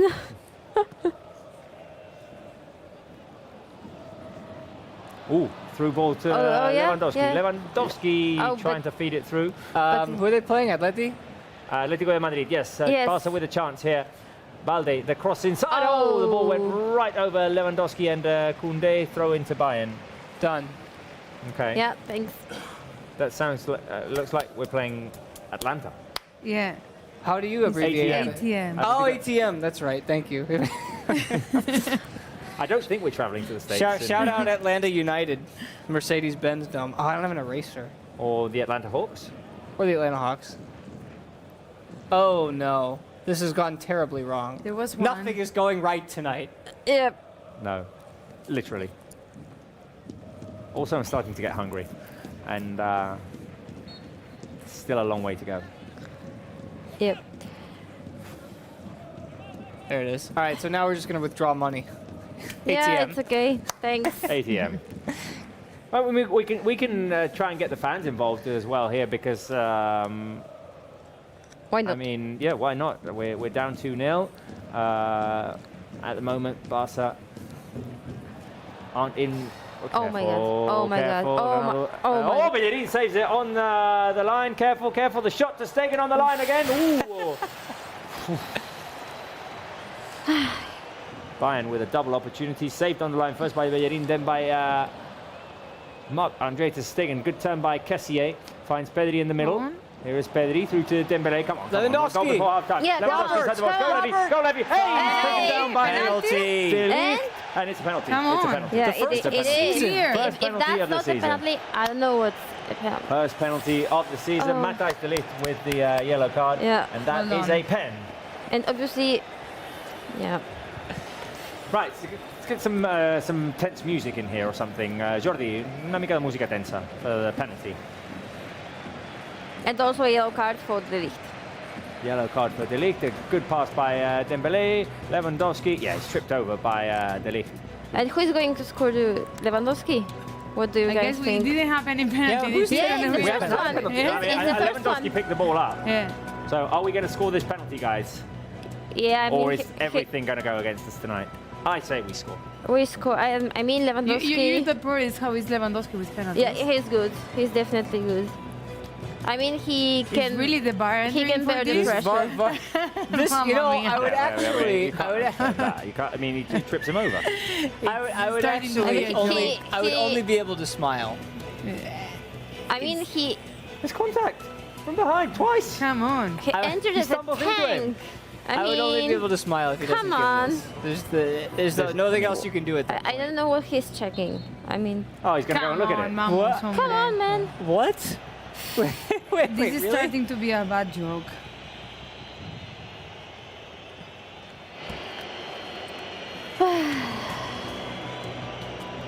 Okay. Yeah. Well, I now, mean- now with this shot, it looks like the referee's the one tripping him over. Yes, of course it was a penalty. He doesn't Yeah, touch of the ball in course. any He's not moment. interested in the ball Show at him the all. other shot. There we. That one there, touches him twice. Show him the other one we had before. I mean, he's The other one. attacking him at the back. I mean, he's not interested in the ball, so.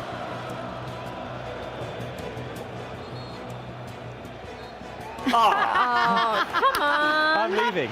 I'm leaving.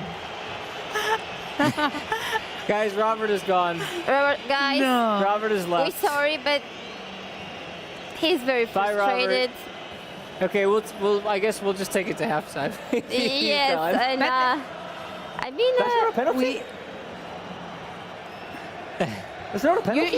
You know the worst is he went to check that and he didn't show a they didn't show- penalty in the replay. They That's didn't the even worst. show him. They didn't even show him the right replay. Come on. Come on. I mean, Another Disgraceful. Sorry. one to some I mean, in this we're not going to Champions sit here and League. blame the result on a refereeing decision because, I mean, it's first of all the only chance we've had right now. But when you've got only one chance, you want a fair chance at taking it, a fair shot at taking it. He hits it twice. Yeah. Levin, I don't want to be that guy, but Lewandowski's spike was on top of him first, and that's what he saw. Because he gets Yeah. in. Because he got underneath him. Because he got underneath. He got underneath him. but his spike made contact. Who was it? De Ligt? Yeah, it was De Ligt. Yeah. Okay. Yeah. Well, come on. More the chance here. So Go forward. Busquets to Dembele. Pass by Dembele, no. doesn't connect with anyone. Half time. Yep. Half time. Right. Well, 2-0. Oh, no, we've got replays of the goals now. Yeah, it's not something I necessarily want to see. It's the double opportunity that they're showing us. The one saved by Bellerin. And Ter Stegen. And by Ter Stegen. Okay, guys, 2-0 half time. Barca once again robbed of a penalty, but it's starting to become common a common denominator in the Champions League games. I want to ask you guys thumbs up or thumbs down for the first half. We always ask, so it's only fair to ask today as well. I think everyone's going to go thumbs down. I'm going to go thumbs down as well because I don't think that Barca performed how we expected in this first half. No, I also go thumbs down because, I mean, it is true that the last 5 minutes we could see Barca, but the rest, I think mentally they were not there. They were taking too much in individualities, and it's not how this Barca is winning. It's not the pass to follow. So let's hope this last penalty disallowed that encouraged them for the second half, and they start playing what they know how to play because they have already shown they know. Yeah. And if we are looking at the stats, I mean, attempts on targets, it's not great. And it's not great at all. It's a nil there, and I mean, the penalty, which at the final wasn't a penalty for the referee because for us, it's other thing, was basically our only chance to score at the first half. So that's something that definitely needs to change. Maybe we need to see, Ansu Fati or Ferran Torres in the second half, just to have someone who could help Robert Lewandowski or Dembele, who is not connecting well. I mean, Dembele in the first half with other players, but he's still very active and I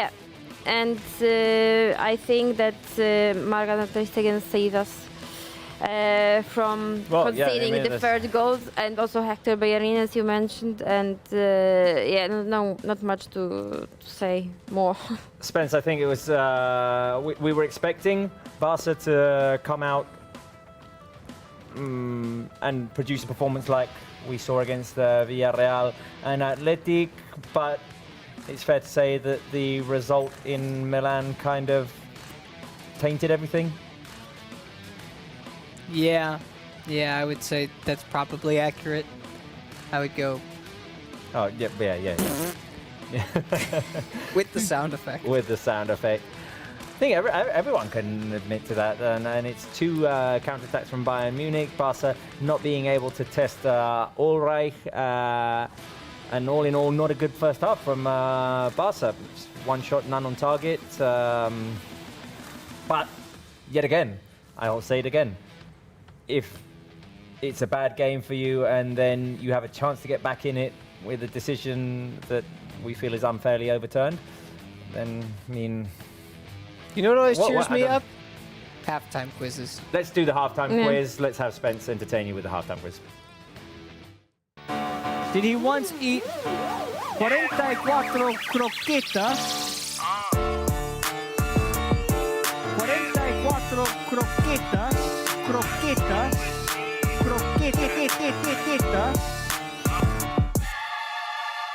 Well, I have to say, I am a little bit hungry.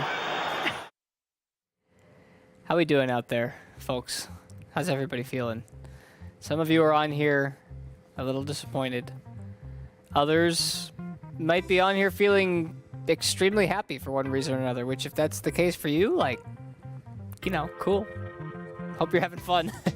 We're going to keep doing the same. We just want to have fun. And so that's what we're going to do next. Because we've still got a halftime quiz to get to. And I've got your responses right here. I will read them off. And let's just do it. Why not? What else are we going to do? Let's start with question number 1, yeah? We might not. There we go. Look, this is pretty simple. And this is science, all right? We're talking science here. Which action requires the least effort from the body? Is it smiling? Is it frowning? Is it crying? Or is it angrily doing 1,000 push-ups, which apparently Natalia was telling us that when she's upset, she does that too. Answers coming in. This is a good way to start going 5 for 5 because this should be an easy one for ya. Lashandra says A. Bakey says, I'm sorry, Havoc says smiling. Lee Ricky says B. Sasa says crying. Arson says crying, guys. Barça fan says A. Hussein says A. Devi says A. Come on, you all know this. This is science we're talking about here. Of course it's smiling. It was always smiling. So let's do that. Mask the pain. It's okay. There will be a tomorrow, I promise. I promise you. Okay? Question number 2. After tonight, this goes along with the whole smiling thing, there are at least blank games left during the season in all competitions. How many more games do we have left this season in all competitions? Is it 20, 27, 32, or 40? And that number is at least, which means there could be more. Answers coming in. Skelly says B. Papawainen says B. Ahmed says A. Tinty says C. Phantom C. Hussein C. Matthew says C. Luca says C. I like this. This is good. Now you're starting to get back into the flow. Yes, let's see the answer, please. It is C. I mean, look at that number. 32 more games at least this season. We got a long way to go. You got 28 games in La Liga. You got at least 2 games in the Europa League, at least. And then you've got the Supercopa, the Copa del Rey. It can go well beyond that. Let's focus on those games. How about question 3? So we're talking about one of these 4 players. Should he play 46 minutes in tonight's game, which Barca player will eclipse 1,000 minutes for the entirety of his pro career? Is it Pablo Torre, Ansu Fati, Gavi, or Alejandro Balde? One of these 4 players, if he's playing tonight, which we don't know, so only one of these 4 players is actually in the lineup so far, but this quiz was made before the game started, so, you know, you have to snowball a little bit. I see Akudis who says Fati. Feel the Soccer says D. Marvin says D. Lashandra says D. Cruxy says C. Anonymous says C. Internal Gamers has B. A D from Lee Ricky, a D from Alan, Gavi from Tinty, Gaming Hector says C. And it's mostly C's and D's. It's one of those 2. It's either C or D. Let's see the answer. Yeah, it's Balde, and he is playing, and he's played 45 minutes. So with the next minute that he walks out onto the pitch, this is one of those youngsters we're talking about. Balde will have played 1,000 minutes exactly in his pro career in the next minute. All right, question 4. Again, we're entering play tonight. Entering play, Robert Lewandowski has scored what percentage of Barca's goals this season? And in this case, it could be any of these. I mean, I wish I put 100 up there, but I've seen a couple of the people score goals. Is it 25, 33, 50, or 75? We're talking in La Liga.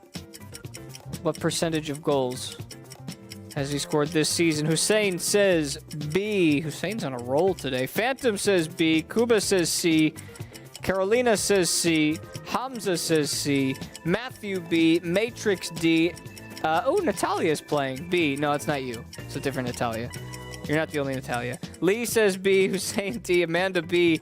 Alan B. Let's see. A little Kool-Aid says D. Elijah C. And the answer is 33% of Barca's goals this season. It's a pretty big number, and it can only go up, and it goes up even more with the Champions League because he's got 5 in the UCL this year. All right, question number 5, last one for us for today. What is the significance of the next goal scored by Robert Lewandowski? Is it A, it would put him in 10th place on the all-time goals list? B, it would mean free croquetas for everyone in Barcelona. C, he would be the fastest player to 13 goals in a season in Barca's history. Or D, he would surpass Barca's leading scorer from a year ago.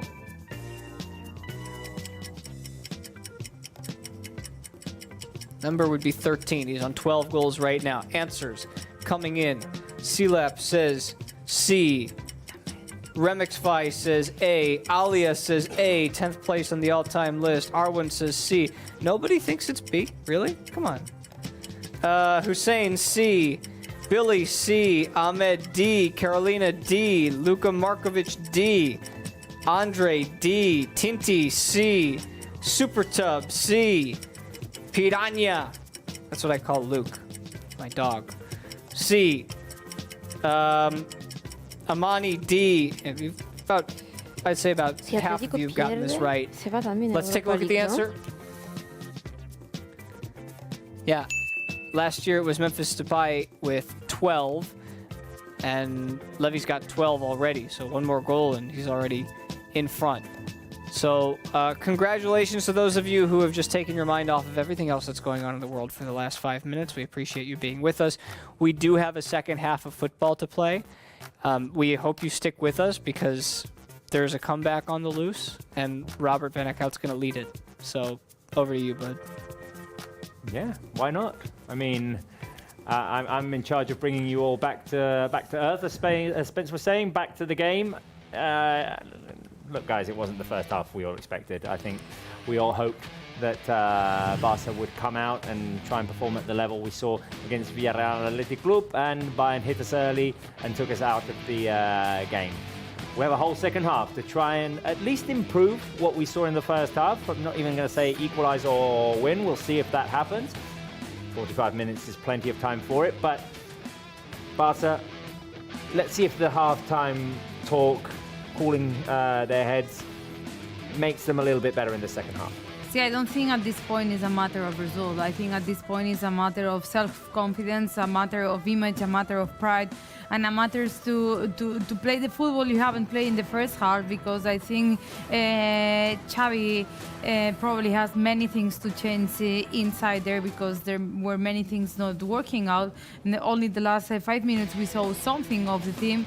So I think at this point it's just that. It's just improve for yourself, improve for what's coming on, improve for your people. Exactly, and improve for the people who come out to support you as well at the Spotify I saw Camp Nou. 82,000 person or 84. Wow. Like, it's incredible in a night like that. Amazing, amazing. 82,000 today at the Spotify Camp Nou to go and support the team, knowing that Inter had beaten Viktoria Plzen and therefore we were out of the Champions League. So, I mean, much appreciation to those fans. And now the team needs to deliver something for them, at least to give them a little glimmer of hope in this second half. And that would start, Natalia, by improving that stat that we've got right underneath us here, yes, which is the one shot, none on target. Yeah, I mean, we need to change that if we want to achieve something, at least, you know, a better, just to, you know, to get better taste after that game. So that's the first thing we need to improve, and with that, I would like to see, and let's see how Xavi's substitutions are going to be. So I would like to see Ansu or Ferran Torres in the second half. Yeah. In the second half, right. And yeah, I think as you mentioned, if we would get that penalty before the halftime, it would have been a good way, to at least achieve a draw. But yeah, for me, that's still, it's not clear at all why we are still yet this season to get our first penalty. It's a tough one to explain. I mean, we've seen it again, and I think it's a clear penalty. Obviously, it's not the key to the game. It's not. I mean, something that's by any means like conditioning the result. But I mean, it would have helped to get the correct call, which was penalty for Barça. Right, we ask you guys, who would you like to see in the second half? If Xavi is to make substitutions, who would you like to see? Would you like to see Ansu? Would you like to see Rafinha? Would you like to see Ferran Torres? Would you like to see Gavi? Who would you like to see, guys? My body asked for what we saw there, that like the key was in the midfielder. Like you were not winning any battle in the midfielder, and that just allowed Bayern to counterattack you and to score twice and just disconnect your strikers. So my body asked Gavi, but I also know like maybe it's not the moment to just take the risk with Gavi, knowing the season is coming ahead. I kind of agree. I think the energy of Gavi in any normal game let the boy rest would be important for Barca. But, I mean, that was a very painful-looking tackle he received against Athletic Club. So maybe, as Natalia says, it's best to let the boy rest. Yeah. For me, today is not the day to put Gavi into a game. You have to know when to hold him and know when to fold him. You know what I mean? Yeah. I don't know if that's an expression that lives in Catalonia, but today is a day where you go out, you give it your best, but you also keep your best assets safe, because the game against Valencia is more important than this match now. Wasn't before, and I guess I'm not a super silver lining guy on the day of, like I was saying, but hey, at least Plzen didn't win. Yeah, I mean, I don't know, we'd be going into Could you imagine? Going into Plzen fighting for that third spot. I mean, think about it right now. If Plzen had won or even drawn that game against Inter, and this is the scoreline, and we don't get the penalty with Lewandowski, like, oh boy. By the way, Spence, who are the fans saying? Who would they like to see in the second half? Is it Ansu? Is it Rafinha? Is it Ferran? Natalia? You said Ansu, right? Ansu, yes. Yeah. Ansu is 1, so I'm seeing 1s. I see 1, 2, and 3 from Ibrahim. I see 3 from Bear Gaming. That's Ferran. I like Ferran. I like to see Ferran come on. He's in good form right now. Scored 2 in his last 3. Yeah. By the way, the expression you used, also a song. You know the song? Yeah, of course. I don't remember who sings it. Who's nowhere to hold. Nowhere to fold 'em. Gambler. Know when to walk away. Yeah. Nowhere to run. I mean, what? I mean, wait, Gumodoka says, why doesn't everybody speak the truth? Which is the truth. What am I missing? The truth is we're out. The Wait. truth is we're out. We're disappointed. We're sad. We're angry. When have we lied during the show? Once. We're speaking the truth. If you want us to say the coach should be sacked and the players should all have their contracts terminated, I'm not going to go ahead and say that, because I'm not a reactionary. I think that we have something going here. Obviously, our performances in the Champions League have not been up to standard. That is why we are eliminated from the Champions League. But we have a young group, young core. We're going to fight for La Liga. We're going to fight for the other titles. And I think we have a fair chance at doing that. Just haven't been good enough in this Champions League group stage this season. Right. Is that the truth you wanted? I think so. Balde's pass back, cleared away. And Day picks it up again. Fans trying to get behind the players here. Now the players need to give them something to cheer for. Maybe an early goal in this second half. Let's see. That's it. Volume. Ambien. The fans are trying to cheer the team on.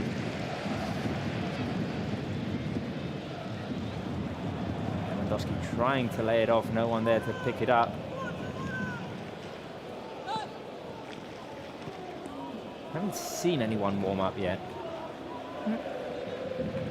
Ansu Fati's people, right? Singing? Is it?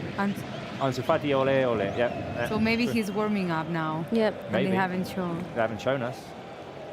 And we can't connect with Bruno. We need to start thinking about sending Bruno to these Champions League games. Maybe he's the jinx. Like, he's the reverse jinx because he's not there. That's what you're saying. No, he's at the stadium. Is he? Well, he was not connecting we with us, connected but with he's an there. outside. Is he in there now? He is in He's there. back in there? Oh, no, he goes and watches the games. Then he connects with us in post-game. Maybe he needs to come back here. Yeah. Maybe his suffering of not being there is what we need. Maybe, yeah, I don't know. So, his sacrifice, in change of a better results, you mean? Yeah, Correct. Sacrifice Okay. Bruno for better results. We can keep him for La Liga. He's doing fine in that competition. Guys, we're going through. Careful, we're going the wrong way. And Bayern Munich are attacking. Gnabry, the oncoming run of Mazraoui. Balde does well to almost recover the ball, but ultimately lose it. Careful, risky pass by Frenkie de Jong to Koundé, and now Koundé can find Pedri on the release. Here is Pedri. Pedri has no support whatsoever. There we go. Good switch by Pedri. Through to Bellerin. Bellerin, can he put it through to Pedri? Oh, Upamecano once again. This centre-back is good. You guys realize that we're actively live going through the 5 stages of grief right now. Yeah.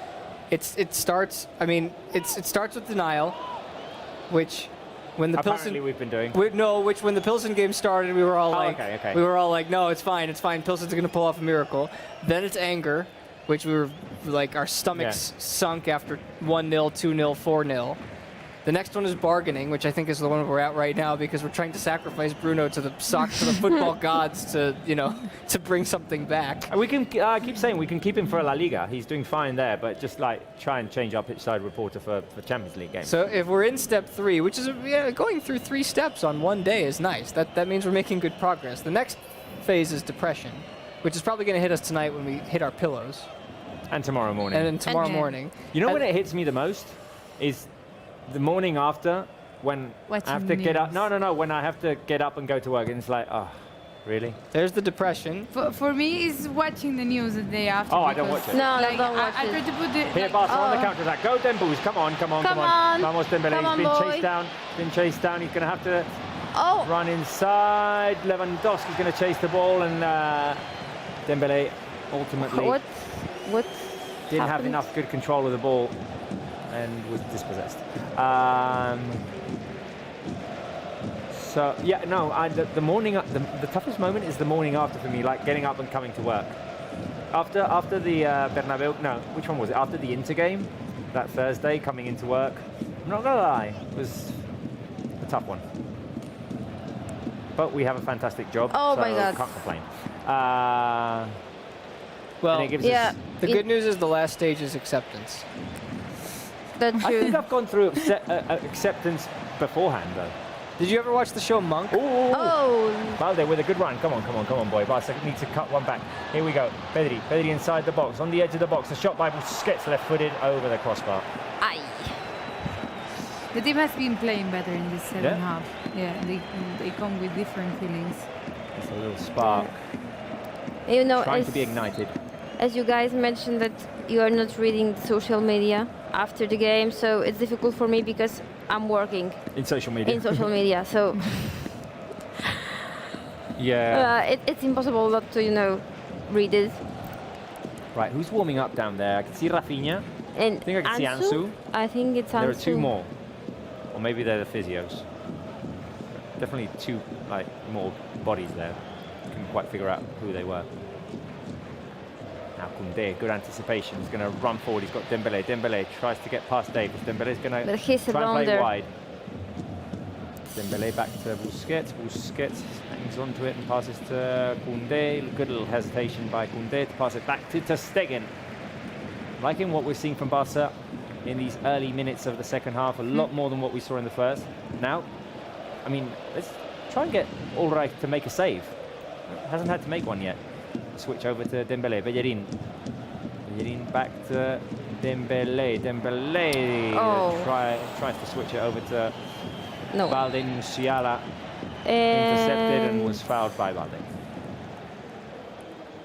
Wasn't a good switch by Dembus, who's trying to encourage his team as well, trying to get them going.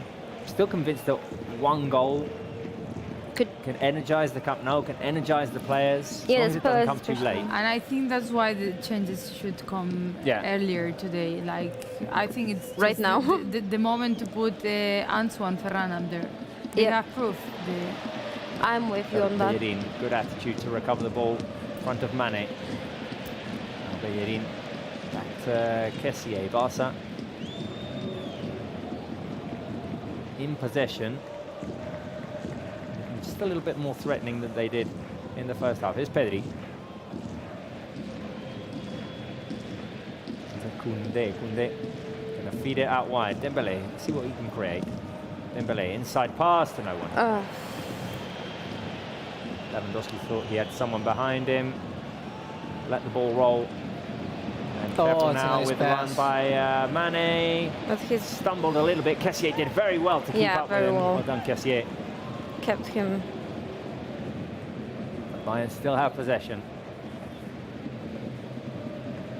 Almost 10 minutes played in the second half. The run into the box. Gnabry puts it past to Stegen. And that is a third goal for Bayern Munich. They do it easy.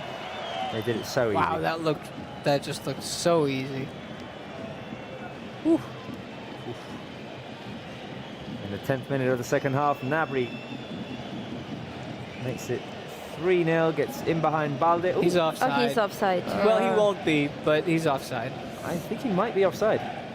Like, why did you say he won't be? Well, because there was a penalty that wasn't a penalty. Okay.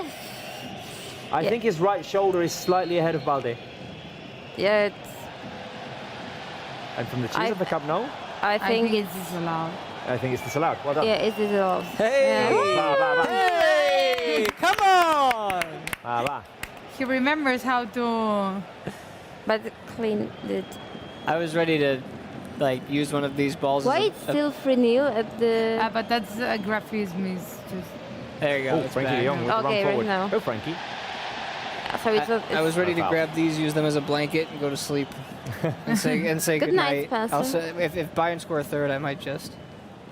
Now Lewandowski trying to make progress down the left flank. The cross inside by Lewandowski, headed on by de Jong. Bayern's defense clear. Balde. Back to Marcos Alonso.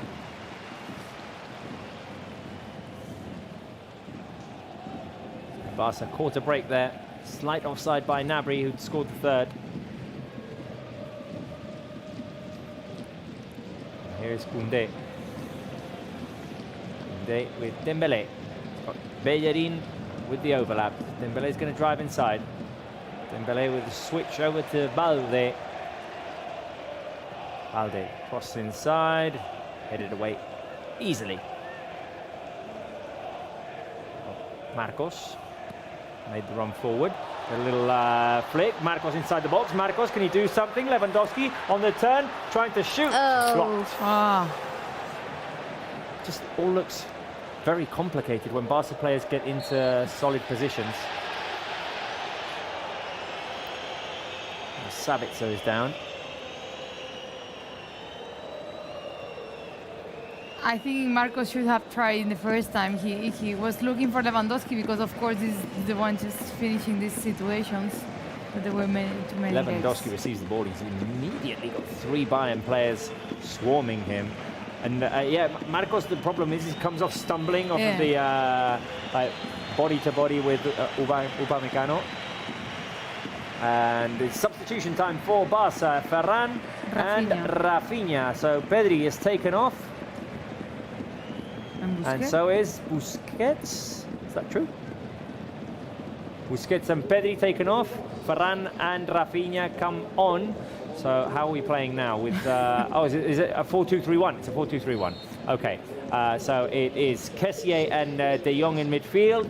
Rafinha on the right, Dembélé on the left. Ferran attacking midfielder. Up front, Lewandowski. Do you like the changes, guys? Do you like the substitutions? Let us know. Here is de Jong. Kessié. Bellerin. Us having a lot more possession in the second half, but you saw with how much ease Bayern Munich can create a dangerous opportunity. But that's not only their quality, because they are talented, it's also the confidence they have. Here's Balde. Balde through to Dembele, now playing on the left. Good pass. Dembele, can he put it across inside? The cross by Dembele, headed up in the air by Matthijs de Ligt. Lewandowski picks it up outside of the box. Need him in the box rather than out. Dembele on the left. Back to Marcos Alonso.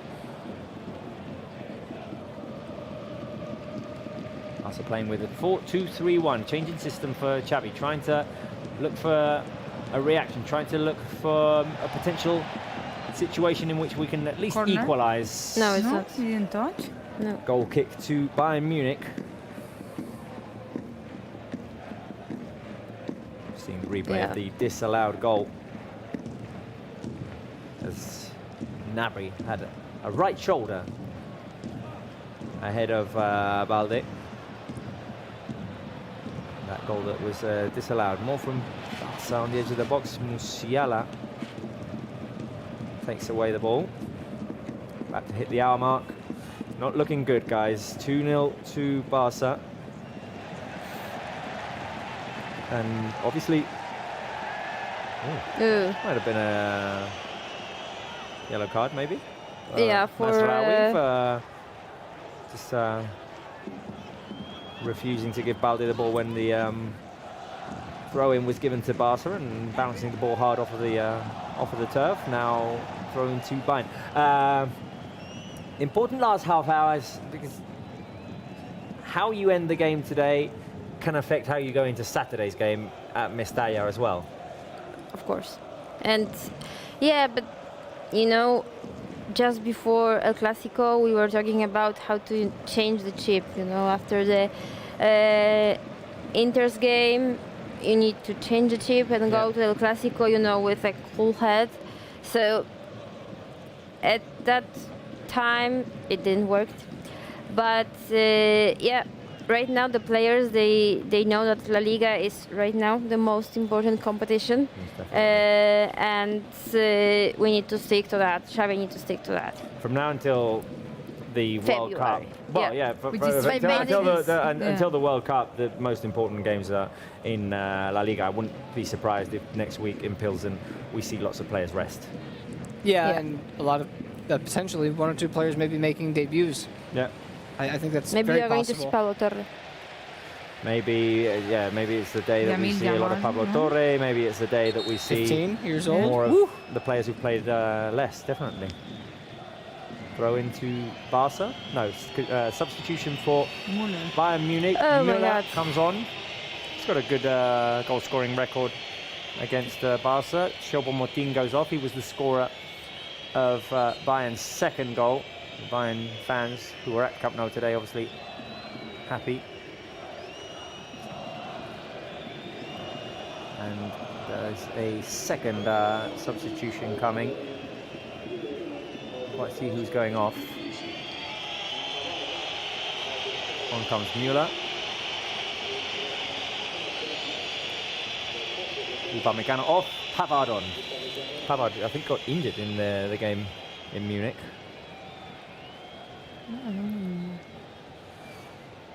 Right, and half an hour remaining. What you were telling about this half hour, like about the feelings for Valencia, it doesn't mean that the team has to win this. It's not about the result. It's just about this, about them playing better and feeling themselves on the field. It's about the... Careful, the through ball inside of Barca's box. Gnabry was on the chase again. Pedri. Oh, not Pedri, sorry. Oh. Ferran Torres. Pedri's been taken off. He's changed the chip as well. Right, Spence, what do our lovely fans on the live chat have to say? I mean, can you send in something positive, something to cheer us up? We usually cheer you up. And today, honestly, finding it hard to try. I know it's our job. Careful, another chance. Bellerin comes in. And I mean, we want to say, obviously, that a long way to go, that we'll pick ourselves up because this is what Barca does. And important game on Saturday against Valencia.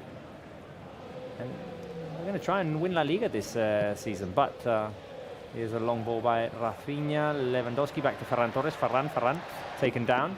Lewandowski. Let's see if we can celebrate a goal. Levy, Ferran. No, nothing positive? Unfortunately, it's very difficult to pick something out. I would make something up, but I won't do that. Well, make it easier for Spence, guys. Yeah. Would you take... I know I asked you about 3, 4, 5 years down the road and Champions League failures and successes. Would you take this year if you were told at the beginning of the season? Ferran inside the box. Couldn't get past the lift. If you were told at the beginning of the season, group stage exit, La Liga title, would you have taken it? Yeah, La Liga title. What's most important? Yeah. You would have? Yeah. Would you have taken, this is obviously not possible anymore, would you have taken Champions League final, result unknown in the final, outside of the top 4 in La Liga? No. No. No. No. In the end, the champion, good defending there from Balde, receiving the appreciation of Spotify Camp Nou. The Champions League is the shiny prize, the sweet trophy, the one that everyone wants, everything. But the competition that reflects if you're a good team or not is the one in which you play 38 games week in, week out. So, yeah. If you're not in the top 4 in La Liga, you haven't been good enough that season. So you would definitely sign up La Liga title, exiting at this stage of the Champions League, which is still entirely possible. Yeah, and more knowing where you come from, right? But you wouldn't take 5th place La Liga with a chance to go to the Champions League because you don't know the result, but you've gotten to the final. No. Okay. I wouldn't take it. Would you? If you're giving me the choice It's between... not a foul. For Bayern Munich on the edge of the box. Shot wide. If you're giving me the choice between those 2 options, I would definitely take the La Liga title over the other option for sure. I'm Kessie with is down you on on the ground that. after a tackle by what Musiala. It's not as much a tackle, it's a 50-50 in which they both crash into each other. Okay. We choked. Yeah, I mean, no, I stand by what I said. La Liga is the important title. But I was having this debate with one of my friends the other day who supports Athletic Club. And he says, yeah, but you guys don't appreciate La Liga, or It's not true, I think. you kind of downplay it because so much attention is poured onto the Champions League, and if you don't win the Champions League, it's a failure. How many times have you heard in this country that Pep Guardiola is a failure because he hasn't won the Champions League for Manchester City in spite of winning the league, 5 times in one of the most complicated leagues in the world? I say 5, and it might not be 5, it might be 6, it might be 4. I can't remember off the top of my head. Substitutions for Barça. Ansu on for Dembélé, Eric on for Koundé. And because of the media attention that the Champions League gets, and it's the best teams from every country and all that, people sometimes kind of like lose focus and lose respect for the actual league competitions. But it's because Barça has been winning lately a lot of La Ligas, and Madrid has been winning Champions League, so the press goes there because, I mean, if you go and ask any fan in the Premier League, they prefer to win the Premier League than to win the Champions League. Yeah, that's true. So it's something here, and it's because... Except for City.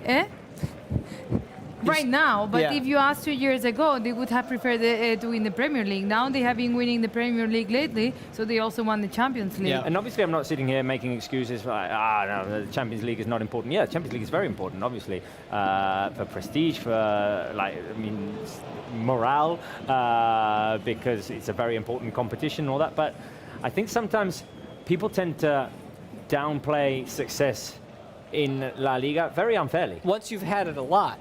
Exactly, yeah. Because also, we got used to winning La Liga titles. Yeah. We won, what was it? 8 in 11, I think. Yeah. And we kind of got used to it. But that carries over not only to others outside of a fan base, but within a fan base too. It's very easy to look back at those 8 amazing years of winning La Liga and the other 4 years of winning the Champions League and saying, well, why aren't we back there? It's really difficult to do that. It is very and difficult. a lot of people will throw names around. There's one name in particular that obviously Lionel Messi was a part of all of that. Oh, yeah. And it's difficult to bounce back when the best player in the history of football is no longer playing on your team. That's obvious. So how you bounce back from that is even more of a product of who you can be as a club. The way Barça are performing this year, competing for La Liga, which is something they now covet because they haven't been there, not this year not included, for 3 years at the top. And now even more because we're out of the other big competition that we were taking part in. So now La Liga needs to become our prime focus. Good link up between Ferran Torres and Lewandowski. He's going to feed it out wide to Rafinha. Go Rafinha, come on. Rafinha hangs on to the ball just a little bit too long. His shot is blocked. Speed here. Rafinha again, the switch over to Lewandowski. Now Ansu Fati. Inside the box. Go Ansu. The shot wide. Good first chance there, and the fans are pleased to see Ansu Fati. Yeah. Yes. Because he just came, it's the first ball he touches in the match, and he created this. Ansu has this thing we have said many times, like he has this start, this something that just creates from nowhere. And before we were talking a little bit about confidence, and I think I read out a question from one of our fans. Oh, careful, because Ferran Torres wins it back. Here is Ferran. Ferran can shoot, shot blocked. But what Ferran did right now, just go forward, shoot. Okay, shot was blocked. But we saw a little moment of hesitation there from Rafinha, and that I think it might be confidence as well, seeing that his minutes have diminished in the last few performances. And we need the brave, quick Rafinha that we saw at the beginning of the season. Yeah, especially in the El Clásico in the United States. Exactly. Yeah, when these players come to this club too, the expectations go up. Sometimes unfairly, sometimes fairly, but Rafinha, and this is no disrespect to the other teams he was at, Leeds were not competing in the Champions League. Oh, no. They were competing to stay out of relegation. Exactly. And before that, I believe it was Rennes, right, in France. I don't remember if he played in the Champions League with them, but it would have been maybe Europa League, maybe Conference League. Well, they didn't have the Conference League then, but once you get here, there's pressure on you, and you have to be able to respond to that pressure. It's not easy. That's why Xavi wanted 22 players who could all start. And you're going to go through ups and downs throughout the season as well, as a player, especially in a squad in which you're not guaranteed a spot week in, week out. And now Rafinha has hit a moment or hit a spot in which he's not playing as much. Just now needs to give it his best, work hard in training, and earn his spot back, and come out. And sometimes it's just like, I just saw in that moment some hesitation when Barça, what they needed was a quick decision, and come what may. But you can't allow Bayern's defence, which is a very good defence, to settle when you've got the advantage in those situations. And that hesitation is the one you don't see in Ferran and Ansu, which are making the difference in the last matches. We have seen it in Ferran. We have seen it before, in earlier games this season. Yeah. Now, he's seen the ball go in a couple of times, and he's seen his minutes are increasing. And now, for example, he picked up the ball, went straight for it. Which is why, if you were to ask, and I've seen this in the chat a couple of times now, it's a good point. Can you name Barca's best 11 right now? Like the 11 players who you would put on the pitch for any game in any moment, the best player at each position. And right now, it's a lot more difficult to answer that question. Yeah.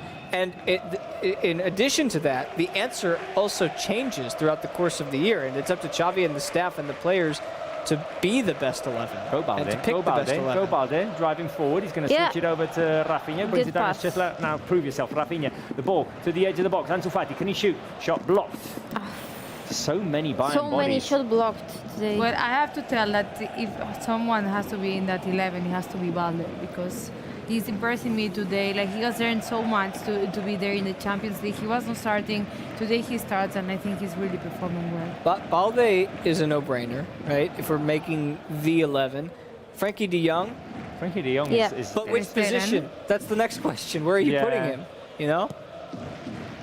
Wait a minute. Obviously this guy. Lewandowski. Playing out wide Balde. Now here's Ansu. Ansu's going to drive inside. Ansu holding off a defender and switching to Rafinha. Rafinha to Bellerin. Bellerin. Oh. Over to Rafinha. Went to stretch out. Couldn't quite put the cross back in. And Lewandowski, that was not understanding that movement. He was waiting almost alone inside the box. Yeah. It was almost saying like, Bellerin, hey, keep calm. Don't make rash decisions. Let the forwards make the rash decisions. Yes. Here's Eric. Rafinha. Barca doing a lot more now inside of Bayern's half. Let's see come on, I mean, I keep hoping, but let's see if we can get a goal in there. Ansu fighting for the ball. Marcos Alonso recovers. Now here's Eric. Came on for Koundé a few minutes ago. The turn by Kessié, didn't expect Mane to be there. Kessié in midfield. Fouled. And a quarter of an hour remaining. Plus two.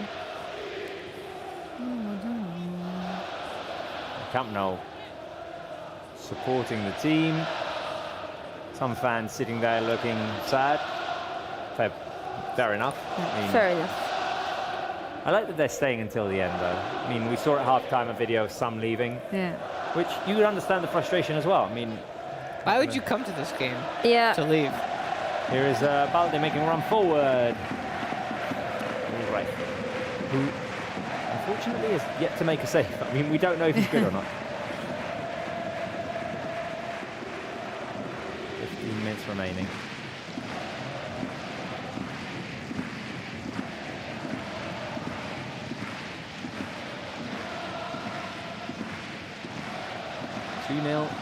To Bayern. It could be 3. Goal disallowed for Gnabry. Barca could have had an opportunity to score 1 if a late penalty in the first half had been called. We all thought should have been called. Referee didn't. Went to review it on the screen and saw something that we didn't. Quick pass by Ansu forward. Oh, Lewandowski fouled again. From behind. I'm liking the link-ups between Ansu, Varane, Lewandowski. Yeah, it just flows between all them.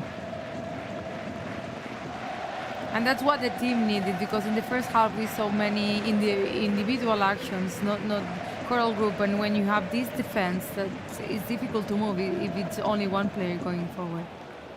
Careful now with Bayern on the counter-attack. It's a 2-on-2. It's going to go to the right. Eric Garcia does very well. Very well. Very well.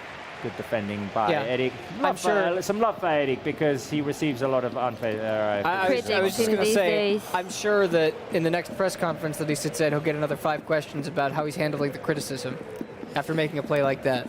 But how are you dealing with the criticism? but he is heavily criticized. He's like, when you go on social media, look at like reporters or and we were talking about it the other day. Or fans. And shout out Jamie Coles and Diego Lorraine, who were saying, and he answered the question again and again. And he said, I just try to drown out the criticism. I don't like to think about it. Yeah, but there's so much criticism. So how do you deal with that? I just try to drown it out. I don't know how he didn't, lose his patience with that question. But it's also true, it's pretty common in the press conference in Spain. Like, they all ask the same. Because it happens in all the press conference. But like not only in Spain. They just scored the other day because, they want the answer for their media or just like the different one. So they keep insisting until they get it. If they get it. If I'm a player or a coach, I just turn my brain off for those questions. In one ear, out the other, I'm speaking to a brick wall. I just try to drown it out. Focused on the next game. There's a famous press conference in the NFL, in American football. Bill Belichick didn't want to answer a single question. The next opponent they had was the Cincinnati Bengals. So every question he just responded, on to Cincinnati. Every single question was the same. But that's maybe that's a tactic. Right. 12 minutes remain. The game is Yeah, I hope a slow one. I hope we are going to score at least one goal. I mean, give the end of the game a little bit of excitement. Yes, that's right. Mazraoui off. Last substitution for Bayern Munich. Stanisic comes on. Barça playing from behind to Stegen.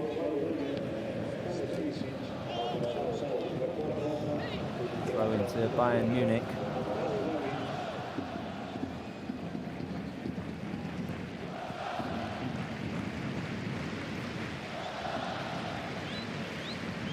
Once again, managing to beat us. We were looking at the percentages the other day. Bayern is the team we have the worst record in terms of win percentage. You mean head-to-head? In head-to-head in Europe. Yeah.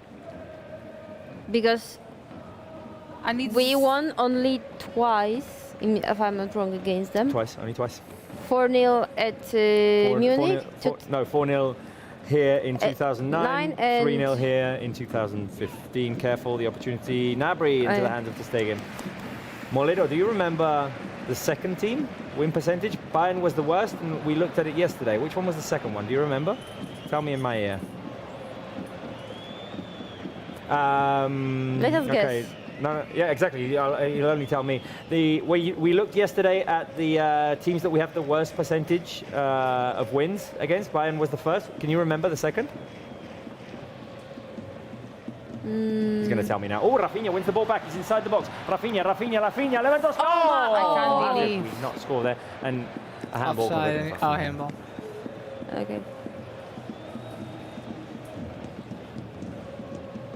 But when things don't want to work out, they don't, because it was also a clear situation. There was handball, but even Lewandowski couldn't end up in goal.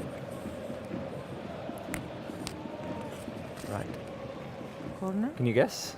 I have the answer now. The second team that we have in the worst. Europe. Yeah. Pablo Torre is going to play. Oh, Pablo Torre is going to come on. That's exciting for the last couple of minutes. Yeah. Is it an Italian team? Okay. Guess a team. Open question for the live chat as well. Yeah. Bayern is the team that we have the second, the worst winning percentage against in Europe. Which one is the second? It only counts as Champions League. No, Europe. No, Europe. European. I mean, if we've played them in the UEFA in the past or the Copa. No, because we haven't faced them that much in Europe. yes. No, in European competitions, but not only Champions League. Okay. I would say it's AC Milan. You Yeah, think AC Milan? Yeah, yes, me too. Irati, say a team. Say a team, Irati. I'm thinking. Any team. No pressure. You get one moment to think because Lewandowski's coming off and on comes Pablo Torre. Yeah. Monza, Pisa. I'm trying to. Does anyone say anything on the live chat? Inter? I mean, La Spezia. No? Inter? You say no, Inter. Inter we've beaten lots of times, Irati. No one wants to play on the live chat, right? Must be Juve. Charlie Barça says AC Milan. Carolina is saying Juve. Juve was up there. Yeah, I was between AC Milan and Juve. PSG? PSG. No, we don't have a bad result with with them. Jaden says Juve. Come on, guys. No one said the right answer yet. Or no right answer has been read out yet. Inter, PSG. Man United? No, Man United we actually don't have a bad record against. Sampdoria. Yeah, we haven't faced them that much. Yeah, in the past. I'm going to give you a clue. We have very sad memories against this team. Not. Atletico. Liverpool. Roma. There you go. Liverpool. Liverpool. Liverpool. Tesh Alex. Tesh Alex said it first. Okay. Tesh Alex, Ismail was right behind. And third place? Oh, third place? I'm going to have to ask again. Moledo, third place? Third place has been said. So it's AC Milan. No. Juventus? Yeah. Third place is Juve. Third place is Juve. Obviously, these are teams that most of the time you have even records with, because just like over the years, one team 1 year is better than the other, and then it gets compensated. But against Bayern, it's especially bad. But now here we go. Ferran break. Torres. Pablo. Oh, Pablo's going down the middle. Ferran Torres inside the box. Oh, tries to pass it back there to Ansu Fati. But look at the players now. We got Ferran Torres, we got Balde, we got Ansu, we got Pedri, we got Eric Garcia, and there's no one that older than 20 years. Well, but no, Pedri's gone off. It's Pablo Torre, you mean? I think you just mean like in general. Like in general, in like general, the team, yeah. like the display right now. they are very young. That's true. Are you going to sleep, Spencer? I feel like I need to lie down just for a little bit. Do we have a pillow? This'll do. Good night. Good night, Spence. Night, Spence. This is careful, because Barca win the ball back quickly. Here is Pablo Torre. Pablo Torre tried to play the inside pass. Ansu Fati didn't read the run. Maybe that was it. We need Spencer to sleep. Yeah, I think he can wake up. I think he can wake up. Just over 5 minutes remaining. Oh, Bayern player is down. Kimmich. Is he all right? Cramp. Oh, it's a tackle from behind from Pablo Torre just a second ago. Spencer is back with us. I had a pretty decent dream. Just that today never happened. Yeah. Bayern running forward.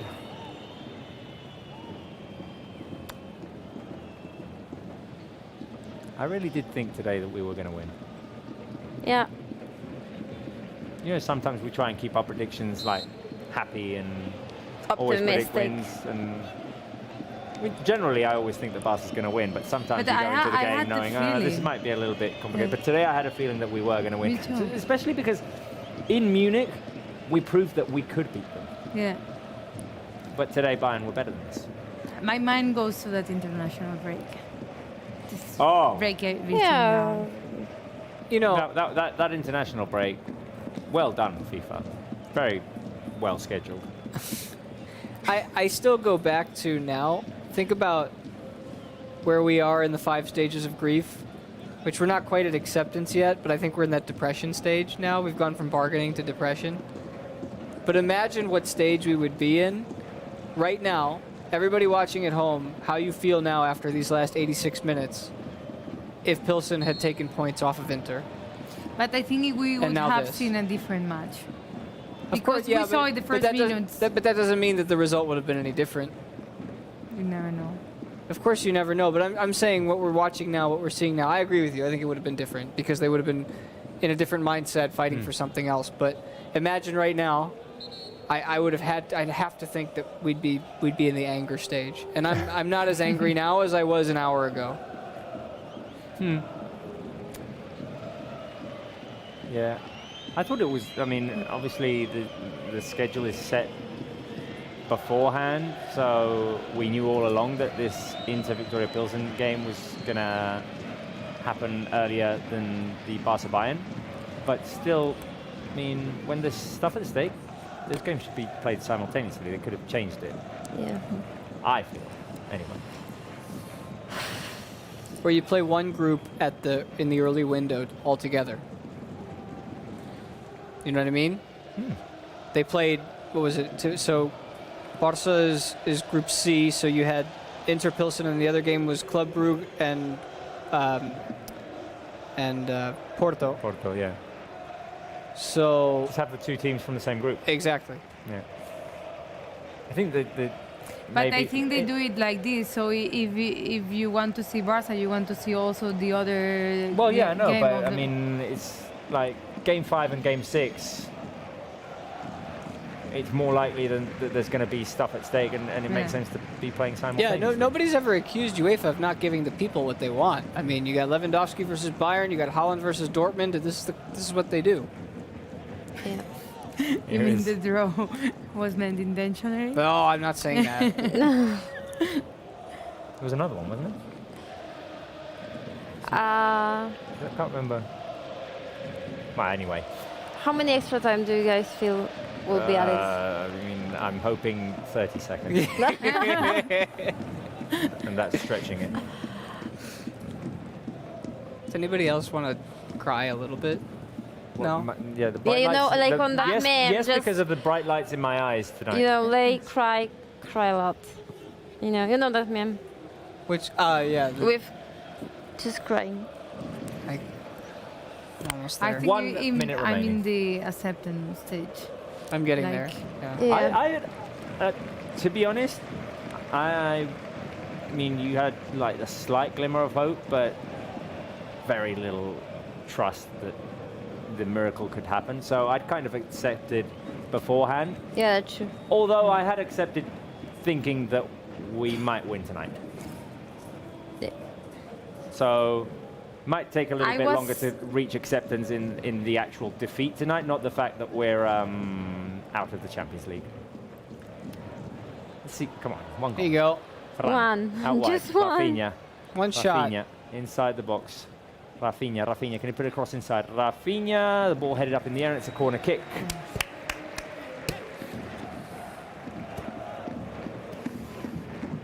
Feels like Bayern didn't have to really do much today to No. beat us No. 2-0. No. That's what the good teams do. They make it look really easy. 4 minutes more. Cross Good whip. inside on No? the edge of the Ansu. box. Ansu, the shot by Ansu, blocked again. How many block shots are they in this A lot. game? Balde, shot deflection, and I don't think that counts as a save by. It's Wright. amazing how they defend. Yeah, we improved a little bit the stats in terms of shots. Lots of Comparing. them blocked, though. Lots of them blocked, yes. But Bayern just really had to hold on in this second half. Had a goal disallowed. Can do a whole lot more. Right, we've got just over 3 minutes of Champions League football remaining at the Spotify Camp Nou this season. It's a shame to see it go.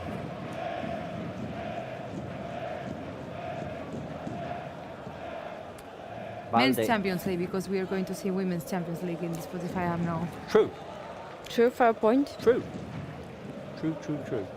There's a team that And we'll see a Barça Bayern there as well. Yeah, a Barça Bayern. 26th November, is that true? I'm super bad with dates, but I will take it. I think I'm away for it because a friend said, do you want to go? Because I don't have a show that day, so I can go to Camp Nou. One of the worst things of having this show is not being able to go and see live football at Spotify Camp Nou. So last year, whenever the women's team played, I went, and I would have gone this year as well. 24. Yeah, I'm away. Shame.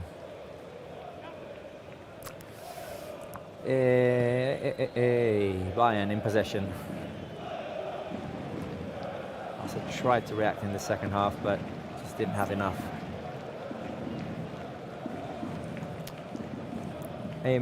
How are things going in the other groups?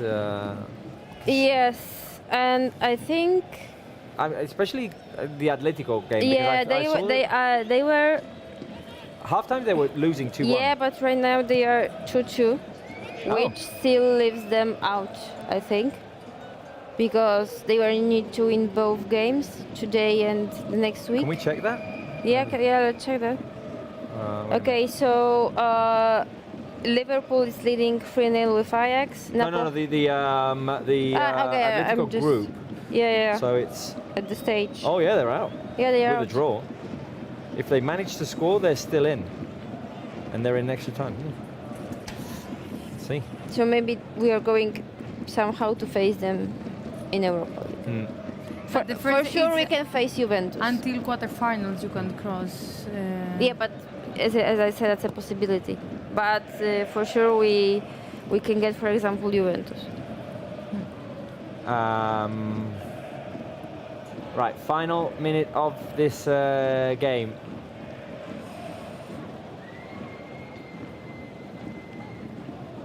Bayern on the attack. Careful here, the ball inside the box, shot over the crossbar, and it's a corner kick, and the game will end there. Corner kick, chance for Mane. And if you've stuck with us, if you're a Barca Live fan, faithful fan, and you've been through this with us, thank you very much. Yeah. Appreciation comment there for you. One clap. No more. No more. Bayern are going to take their time with this corner kick. The game's going to end here. Kimmich is going to cross it in.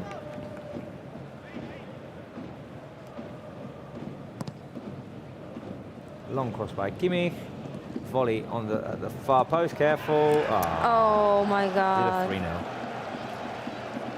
Bayern score. Oof. Pavard with the finishing touch on a 3-0 defeat for Barca. Tough times, guys. Tough times. We didn't need this finishing touch, honestly.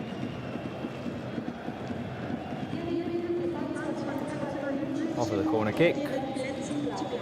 Long ball by Kimmich. A volley at the far post. Put back in, and Pavard put it past Ter Stegen. The faces on the Barca player's face say absolutely everything. This time there's no offside. Pavard manages to score.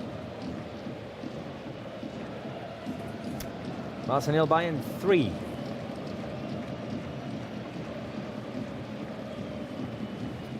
That's a tough way to go out. Final whistle. And the fans obviously not happy at Spotify Camp Nou.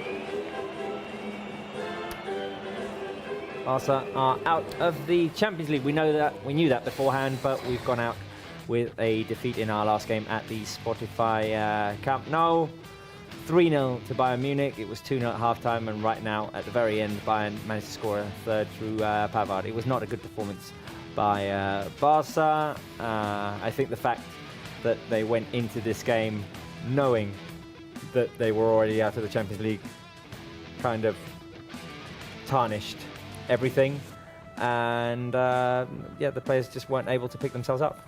Yeah. See, I think it affected in the first half, and then when you're out, and then comes Bayern and scores you twice, you're even more out mentally.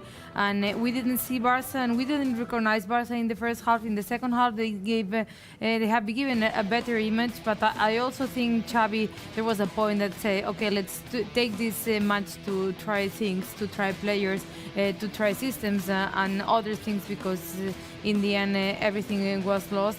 And I think that's where the result comes. Spence, final thoughts before we go into our post-game show? Yeah, let's take this one on the chin. Be upset about it. Be whatever you need to be tonight and tomorrow morning to get through this, to get over it, and then do just that. Move on. We've got, as we said, 32 more games minimum that we still have to play, and a lot more to fight for.